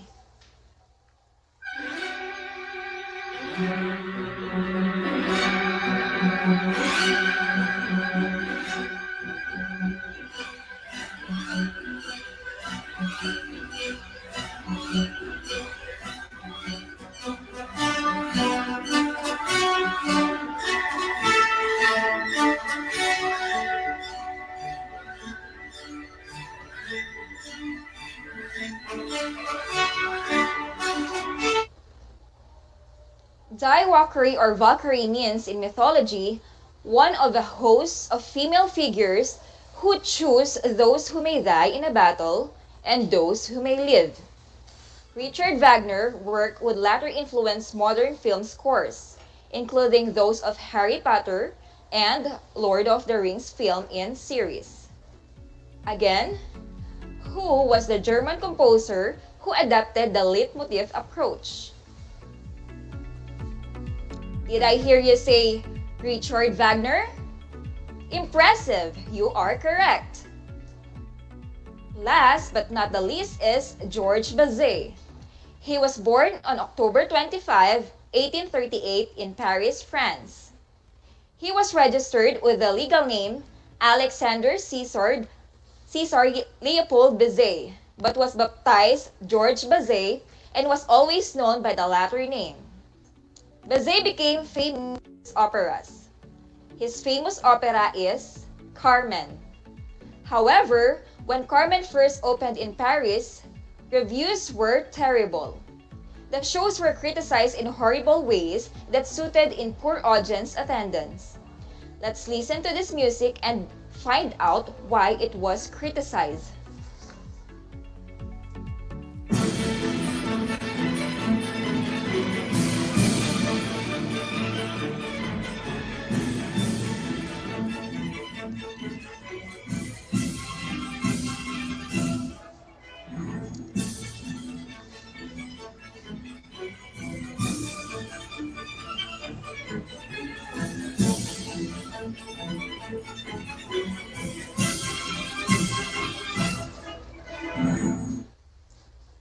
Have you found out? Maybe you are correct. But did you know that during his first round of Carmen, Bizet died? Yes, he was only 36 that time. And then 4 months later, Carmen opened in Vienna, Austria, and was a smash hit. It is now one of the most popular operas ever written. Bizet never knew that audiences would come to consider it as his masterpiece. Okay, to recall, who was the composer registered with the legal name Alexander César Leopold and became famous because of his opera Carmen? Great! It was Georges Bizet. There you have it, the 5 composers and their compositions of vocal music during the Romantic period. Let us now cover up the discussion. Franz Peter Schubert was a Viennese composer who wrote over 600 art songs and the Unfinished Symphony No. 8. Giuseppe Verdi was a Romantic opera composer who wrote his final opera that ends with "All the world's a joke." Giacomo Puccini, an Italian late Romantic composer who composed the score for La Bohème. Richard Wagner, a German composer who adapted the leitmotif approach. And lastly, Georges Bizet, the composer of the famous opera Carmen. For your evaluation, answer Activity 3, Analysis of Music. You must analyze the music according to its composer, texture, tempo, and mood. Each music will be played for about 30 seconds. And circle the correct answers on your learning activity sheet. Then right away, we will check your answers and please be honest. First music, Unfinished Symphony Number 8.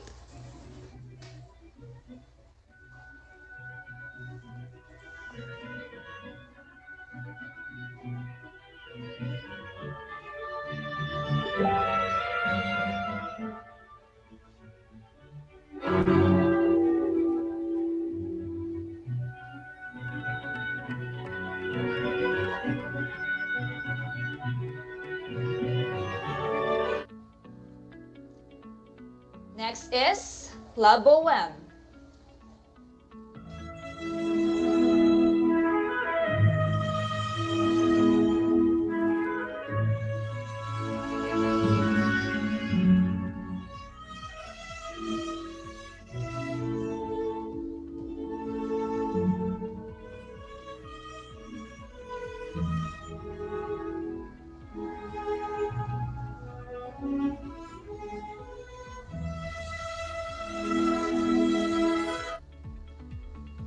Here is the third music, Die Valkyrie.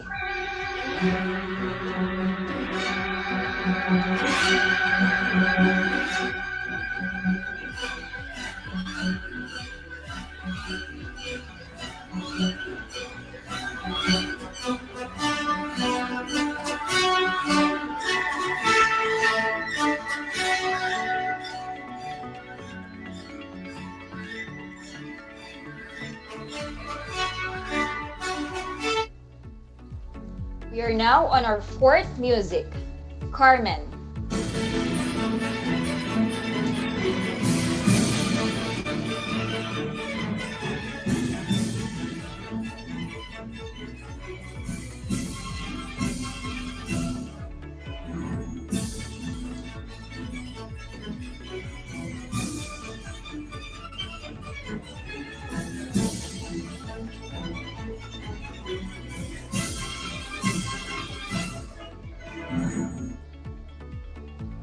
Lastly, Oberto.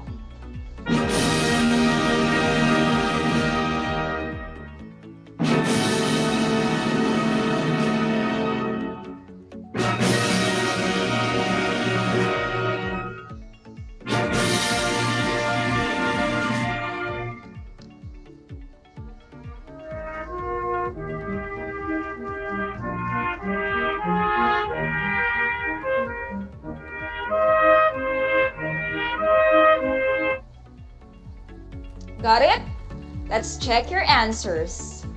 For Music 1, Unfinished Symphony Number 8, answers are C.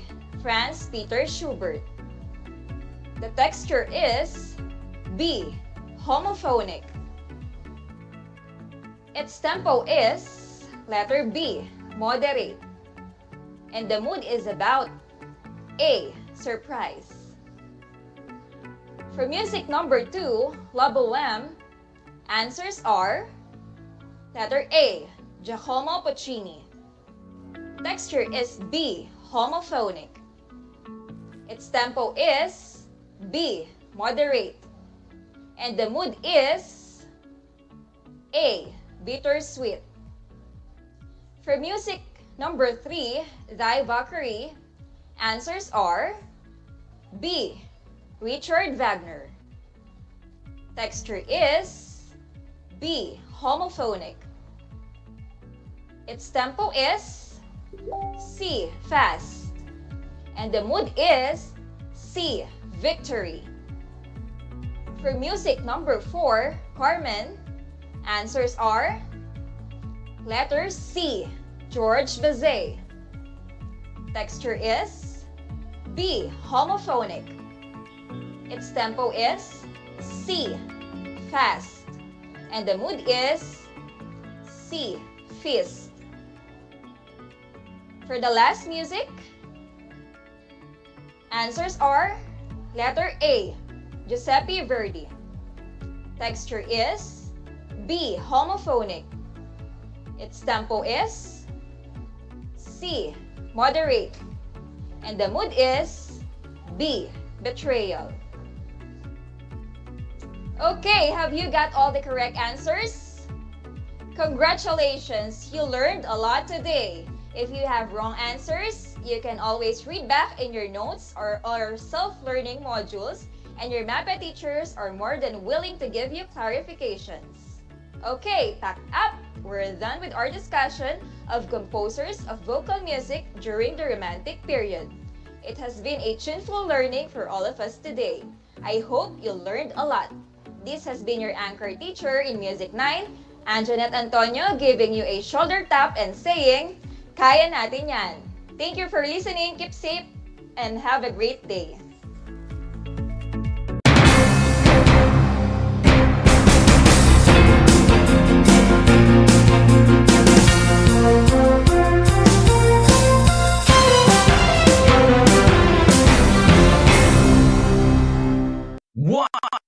One FM.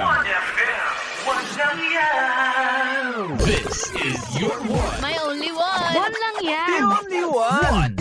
One FM. 96.1 Tarlac, 98.3 Lucena, 88.3 Legazpi, 96.1 Surigao, 95.9 Butuan, 92.1 Mindoro, 96.7 Tacloban, 99.3 Baler, 95.1 Puerto Princesa, Palawan. This is your one. Your only one. Your only one. One FM. Your only one FM. Alam mo na ba? Ang mental health ay isang mahalagang bahagi ng ating pangkabuoang kalusugan. Walang health kung walang mental health. Kaya naman maglaan ng oras para sa mga hobbies, kumustahin ang mga mahal sa buhay, at huwag kalimutang ipahinga ang utak. Ngayong panahon ng pandemya, make sure to care for yourself and care for others para sa isang healthy Pilipinas. Tumawag sa mga numerong ito. Paalala mula sa Department of Health. Alam mo bang sa bisyo, wala kang panalo? Sa droga, pagkasira ng buhay at karahasan ang hatid sa iyo. Talo ang kalusugan mo't ng ibang tao sa usok ng vape at sigarilyo. Sa labis na alak, peligro sa kalusugan at aksidente ang makukuha mo. Follow us on Facebook for more information. Quit your bisyo now. Tumawag sa DOH Quitline 1558 o sa Helpline 1550. Don't smoke, lessen alcohol, say no to drugs para sa healthy Pilipinas. Isang paalala mula sa Department of Health.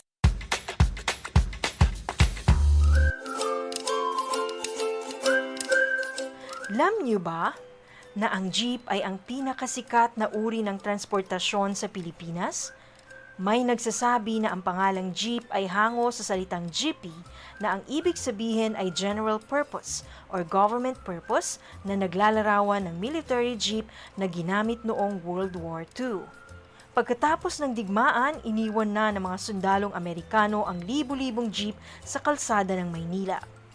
Ang matibay at makulay na jeepney nga raw ay truly mestizo dahil sa half local at half foreign na katangian nito. Alam nyo na, yan ang jeepney.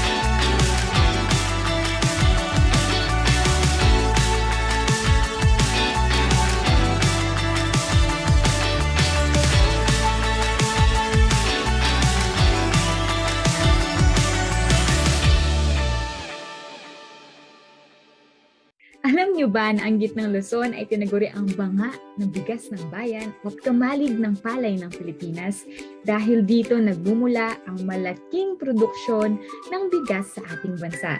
Ito ay binubuo ng mga lalawigan ng Aurora, Bataan, Pampanga, Nueva Ecija, Zambales at Tarlac. Ugaliin nating manood ng Aral TarlakHenyo Lunes hanggang Biyernes alas 8:30 ng umaga hanggang alas 5:30 ng hapon. Ako si Binibining Pia Isrin Capiral, ang inyong teacher broadcaster sa Araling Panlipunan dito sa Project Shine Aral TarlakHenyo.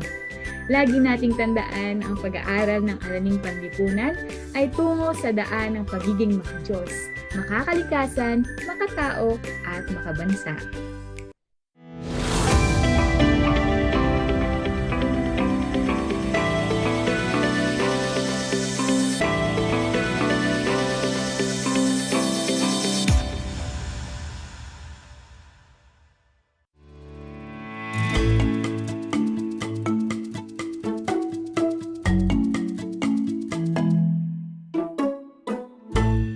Po sa lahat ng taga-subaybay ng ating Project Shine Aral TarlakHenyo dito sa RTV Tarlac Channel 26 at sabay napapakinggan sa DZTZ Radyo Pilipino 828 FM Radio at napapanood via Converge TV Channel 100 at FB Live ng RTV Tarlac at ng DEPED Tarlac Province.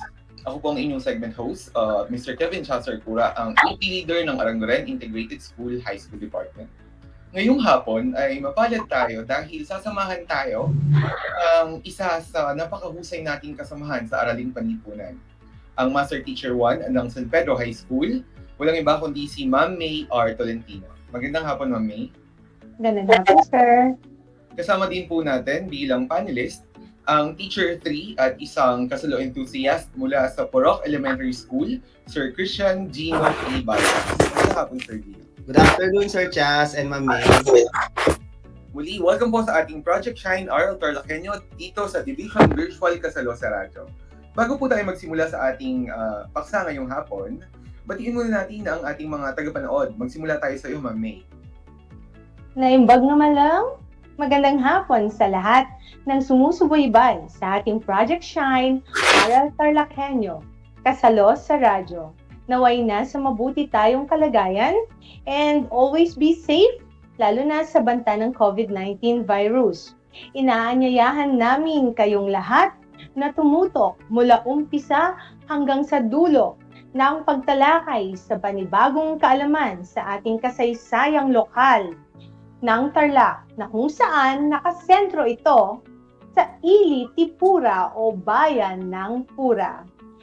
And tinitake ko rin itong opportunity na to para batiin ang mga kasamahan ko mula sa San Pedro National High School sa pamumuno at pangunguna ng aming principal na si Madam Marilyn I. Antalan, sa aming head teacher na si Sir Chris Darwin T. De La Cruz, and sa aming OICHT sa Araling Panlipunan na si Madam Neriza R. Marquez.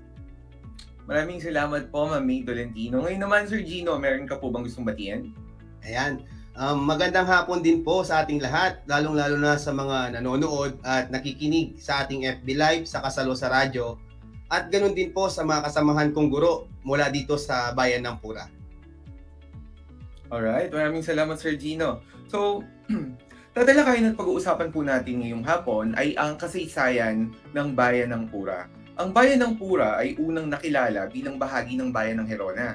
Nasa bahagi ito at binubuo ng dalawang sitio ng San Mateo at San Isidro. Ngayong hapon, tatalakayin natin kung paano ba naging bayan ang Pura. Sisimulan natin yan sa pag-alam kung sino-sino nga ba ang mga unang nanirahan sa pook ng Pura. Ma'am May. Maraming salamat, Sir Chester.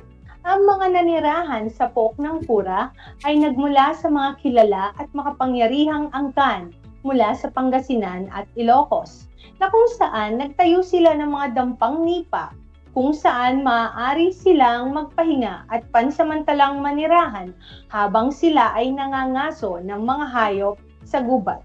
Nang lumaon, ang mga dampang ito ay dumami hanggang sa maging ganap na baryo na mas kilala sa tawag na Barrio de Villa ng mga Kastila na nagdaraan patungo sa lalawigan ng Nueva Ecija. Ang de Villa ay isang salitang Kastila na ang ibig sabihin ay pamayanan. Alam natin na ang mga taga Ilocos Norte, Ilocos Sur, even also sa La Union at Pangasinan, they abandoned their place of birth because it consisted of narrow coastal plains and highlands where agriculture is not a promising means of livelihood. So nakita nila na habang sa kanilang paglalakbay, nakita nila na ang bayan na to or ang lugar na ito ay sapat or suitable para may mai-cultivate sila na lupa. Kasi 'di ba, kung titignan natin yung world history natin, yung mga sinaunang kabiasnan, usually ay sumisibol yan, it's either sa mga ilog o kaya naman sa mga matatabang mga lupain dahil nakikita nila yung potential na magkakaroon sila ng food security. And so nag-establish sila ng kanilang settlement. So ganun din yung nangyari sa bayan ng Pura.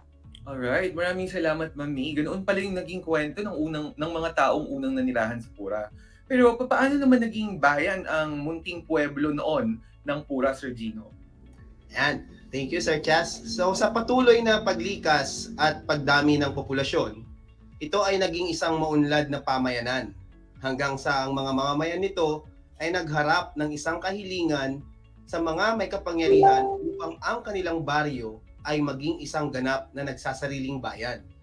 Noong ika-18 ng Nobyembre, 1872, naghain ng petisyon ang mga mamamayan na maging isang pueblo ito. Tinawag na Pura ang naturang pueblo dahil lahat ng mga mamamayan ay purong Ilocano.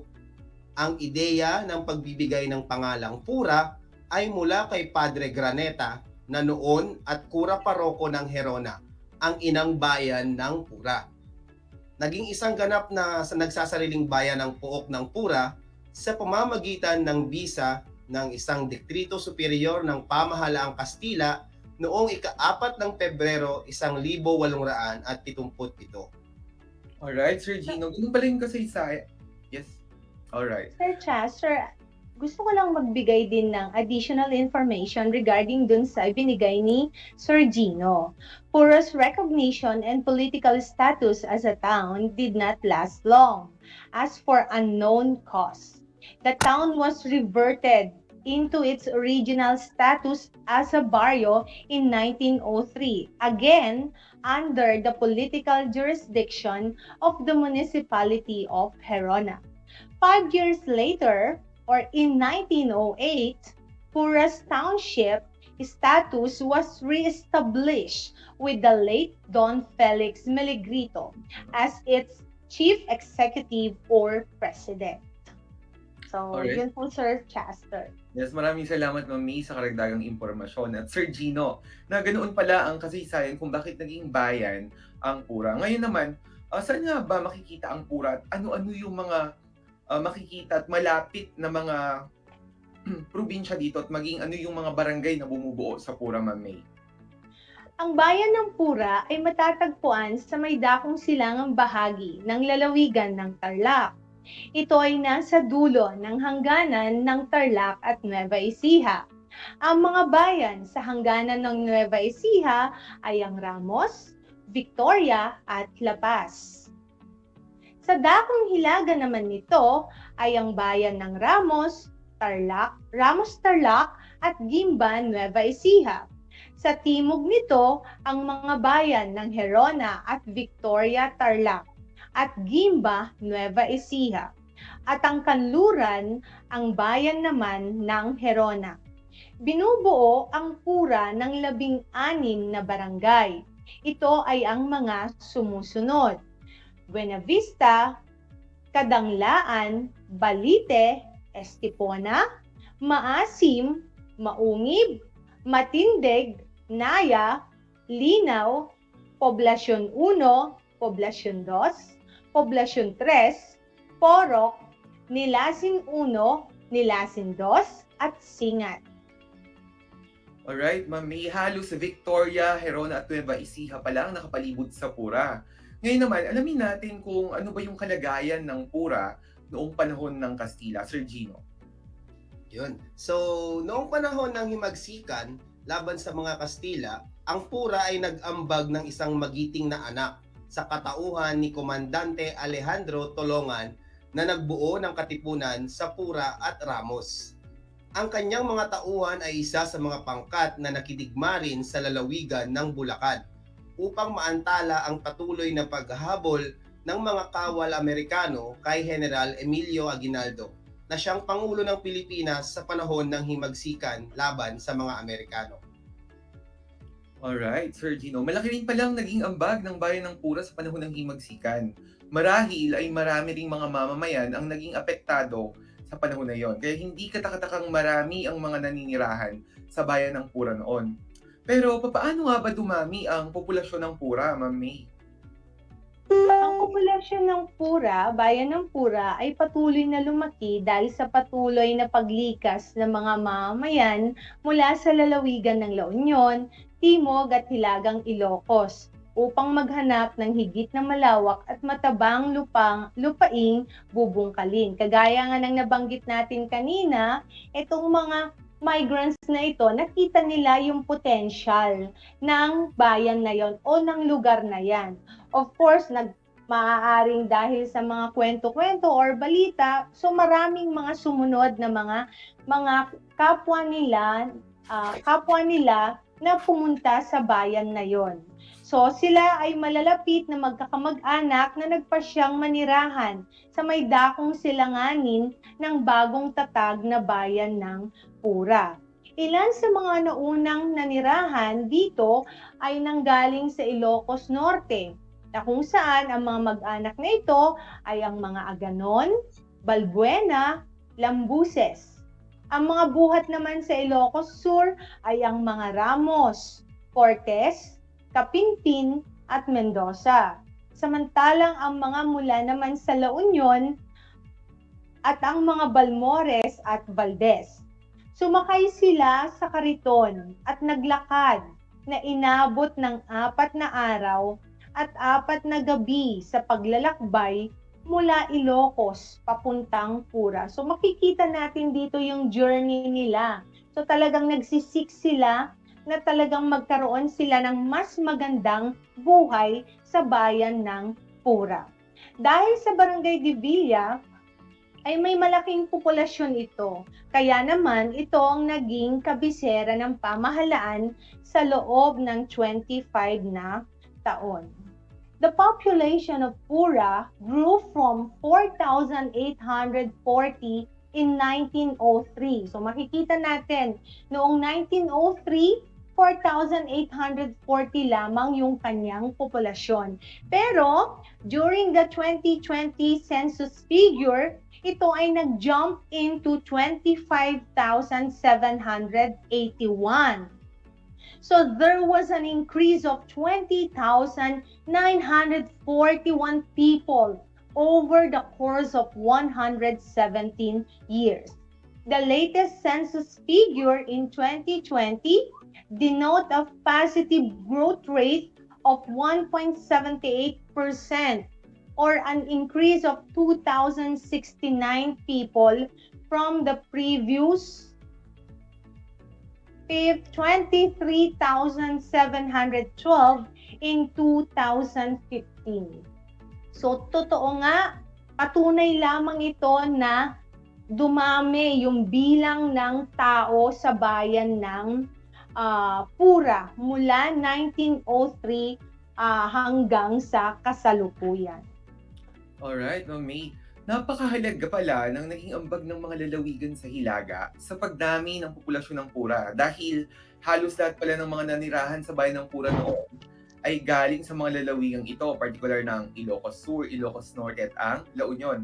Pero ang Pura hindi magiging Pura na kilala natin ngayon kung hindi dahil sa mga naging pinuno nito. Kaya naman, sino-sino ba yung mga naging pinuno ng Pura simula pa noong unang panahon, Sir Gino? Salamat, Sir Chas. So, noong unang panahon, sa usaping katayuang politikal ng Pura, nagkaroon ng problema dahil pansamantala nga itong nagambala sa ilalim ng rekomendasyon ng Komisyon ng Pilipinas ng 1902 sa ilalim ng pamahalaang militar ng mga Amerikano. Ang lahat kasi ng mga kasulatan o dokumento ay binalik sa pangangalaga ng bayan ng Gerona na naging siyang inang bayan noon ng Pura at muli lamang itong naibalik sa bayan ng Pura noong 1908. So after 6 years, saka lang naibalik yung mga dokumentong pagmamay-ari ng Pura dito mismo sa bayan. So pagkaraan ng 5 taon ang bayan ng Pura at muling naging bayan sa ilalim ng panunungkulan ni Don Felix Melegrito bilang isang presidente munisipal. Ang mga opisyales na naglingkod sa bayan ng Pura ay ang mga sumusunod. Noong panahon ng mga Kastila, nariyan sina Kapitan Dionisio Melegrito, Kapitan Tomas Kidding, Kapitan Facundo Gamit, Kapitan Romeo Benitez, Kapitan Domaso Melegrito, Felix Melegrito from 1908 to 1911, Tomas Tiongson from 1911 to 1914, Felix Melegrito from 1914 to 1921, Nicolas Nebre from 1922 hanggang 1925, Regino Isla 1926 hanggang 1932. Si Felipe de Guzman, 1932 hanggang 1934. Moises Aganon Sr., 1935 to 1939. Gabriel Nebre, 1941 to 1042, or 1942 rather. Mayor Severino Javier, 1943 to 44. Mayor Marcelino Aganon Sr., 1945 to June 1945. Nariyan din sina Mayor Dionisio Giang, Mayor Pedro Parcasio, Nestor Gamit, Severino Valdez, Nestor Gamit ulit, Paquito Cortez Jr., Mayor Wilfredo Sawit, Mayor Mario N. Madela na nagsilbi magmula ng 1998 hanggang 2001. So ayan yung mga naging mayor natin sa bayan ng Pura magmula nung panahon ng mga Kastila, Sir Chester. Okay, tunay ngang kahanga-hanga ang mga naging pinuno ng Pura, Sir Gino, dahil sa mga naging ambag ng bayang ito sa kasaysayan ng Tarlac. Pero ano nga ba yung naging kalagayan ng Pura noong panahon ng Ikatlong Republika at ano-ano yung mga paaralang naitayo sa bayang ito, Ma'am May? Okay. Sir Chester, naging patuloy ang pag-unlad ng Pura sa panahon ng Ikatlong Republika. Ang kita ng pamahalaan ay nanggagaling sa mga buwis ng mga mamamayan and at the same time sa agrikultura. Ang mga pangunahing produkto sa agrikultura ng bayan ng Pura ay palay, tubo, mais, kamote at mangga. Para naman sa aspetong edukasyon, 3 pambayang paaralang sekundarya ang naitatag sa mga barangay ng Buena Vista, Estipona at Maungib. Ang mga ito ay ang Buena Vista High School, Estipona High School at ang Maungib High School. At ang mga kumpletong paaralang pang-elementarya sa mga barangay ng Nilasin 2, Balite, Maungib, Estipona, Buena Vista at Poblacion. Ito ay ang mga sumusunod: Buena Vista Elementary School, Estipona Elementary School, Don Quirino Sulet Elementary School, Doña Josefa Sawit Elementary School, Maasin Elementary School, Maungib, Matindeg, Pura Community School, and Pura Central Elementary School. May mga paaralang pang-primarya lamang ang naitatag sa mga barangay ng Porok, Matindeg, Maasin, Linaw, Kadanglaan, at Naya dahil sa kakulangan ng mga batang mag-aaral.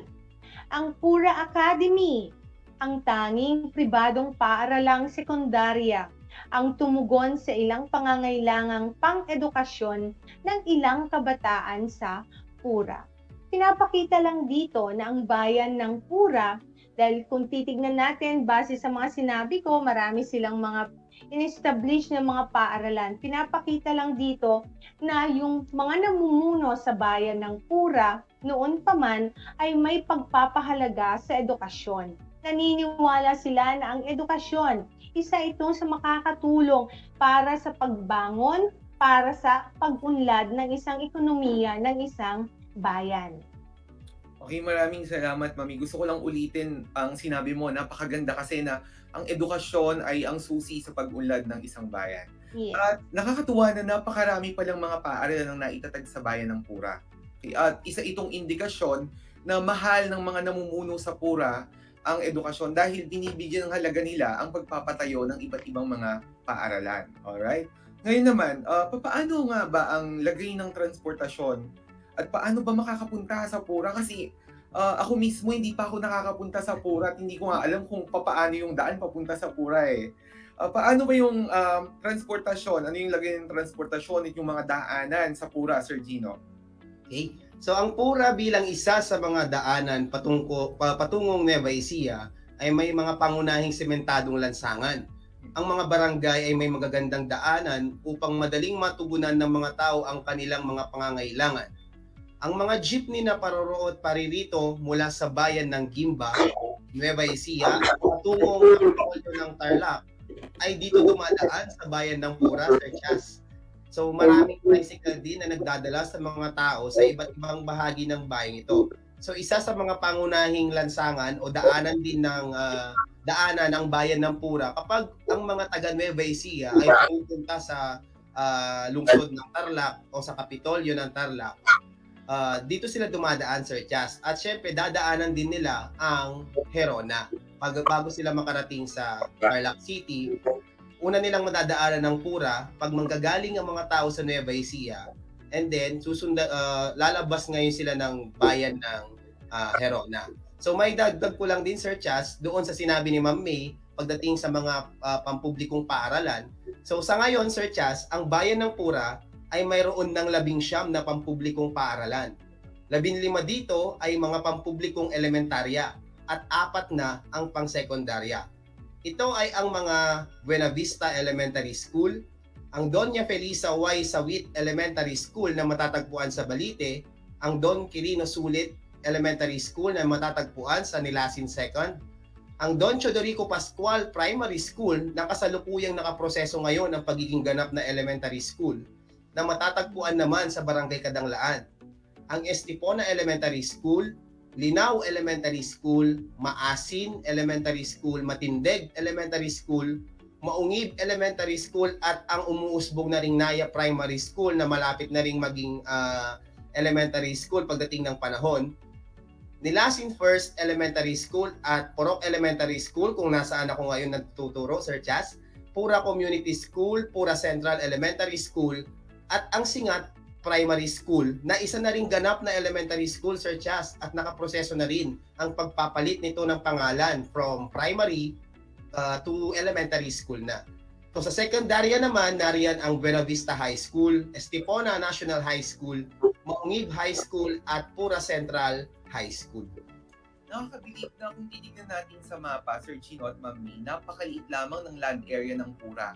Pero napakaraming mga paaralan. Diba, nakakabilib kasi talagang binibigyan nila ng pansin yung edukasyon dito. Sir Gino, bilang ikaw ay taga-Pura, kung sakaling mapupunta kami ni Ma'am May sa Pura, ano ba yung pwede naming mapuntahan na pwedeng mapasyalan sa Pura?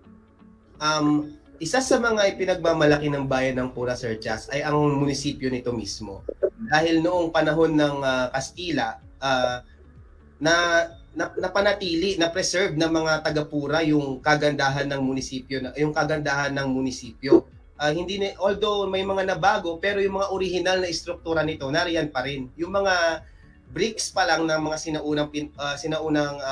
nung unang panahon, sila pa rin yung mga ayun dito sa munisipyo ng Pura. Isa yun sa mga historical na pwede nating ipagmalaki dito sa bayan ng Pura. Alright. Nakakatuwa dahil napakabungat nag-uumapaw ng ating talakayan ngayong hapon tungkol sa kasaysayan ng bayan ng Pura. Muli, nagpapasalamat ako sa inyo, Ma'am May at Ma'am Gino, ang Master Teacher 1 ng San Pedro High School, Ma'am May R. Tolentino, and ang Teacher 3 na isang kasolo enthusiast na si Sir Gino Balbas sa napakabungat makasaysayan nating talakayan. So muli, ako po ang inyong segment host, Mr. Kevin Chaucer M. Purang, AP Leader ng Arangoren Integrated School, na nagsasabi ang pag-aaral ng kasaysayang lokal ay daan sa pag-unawa ng nakaraan at pinagmulan. Ito rin ang daan upang ganap na maunawaan ng pambansang kasaysayan na siyang daan sa pagiging makadiyos, makatao, makakalikasan, at makabansa. Maraming salamat po, Ma'am May and Sir. Maraming salamat din Thank po. you, Sir Chas.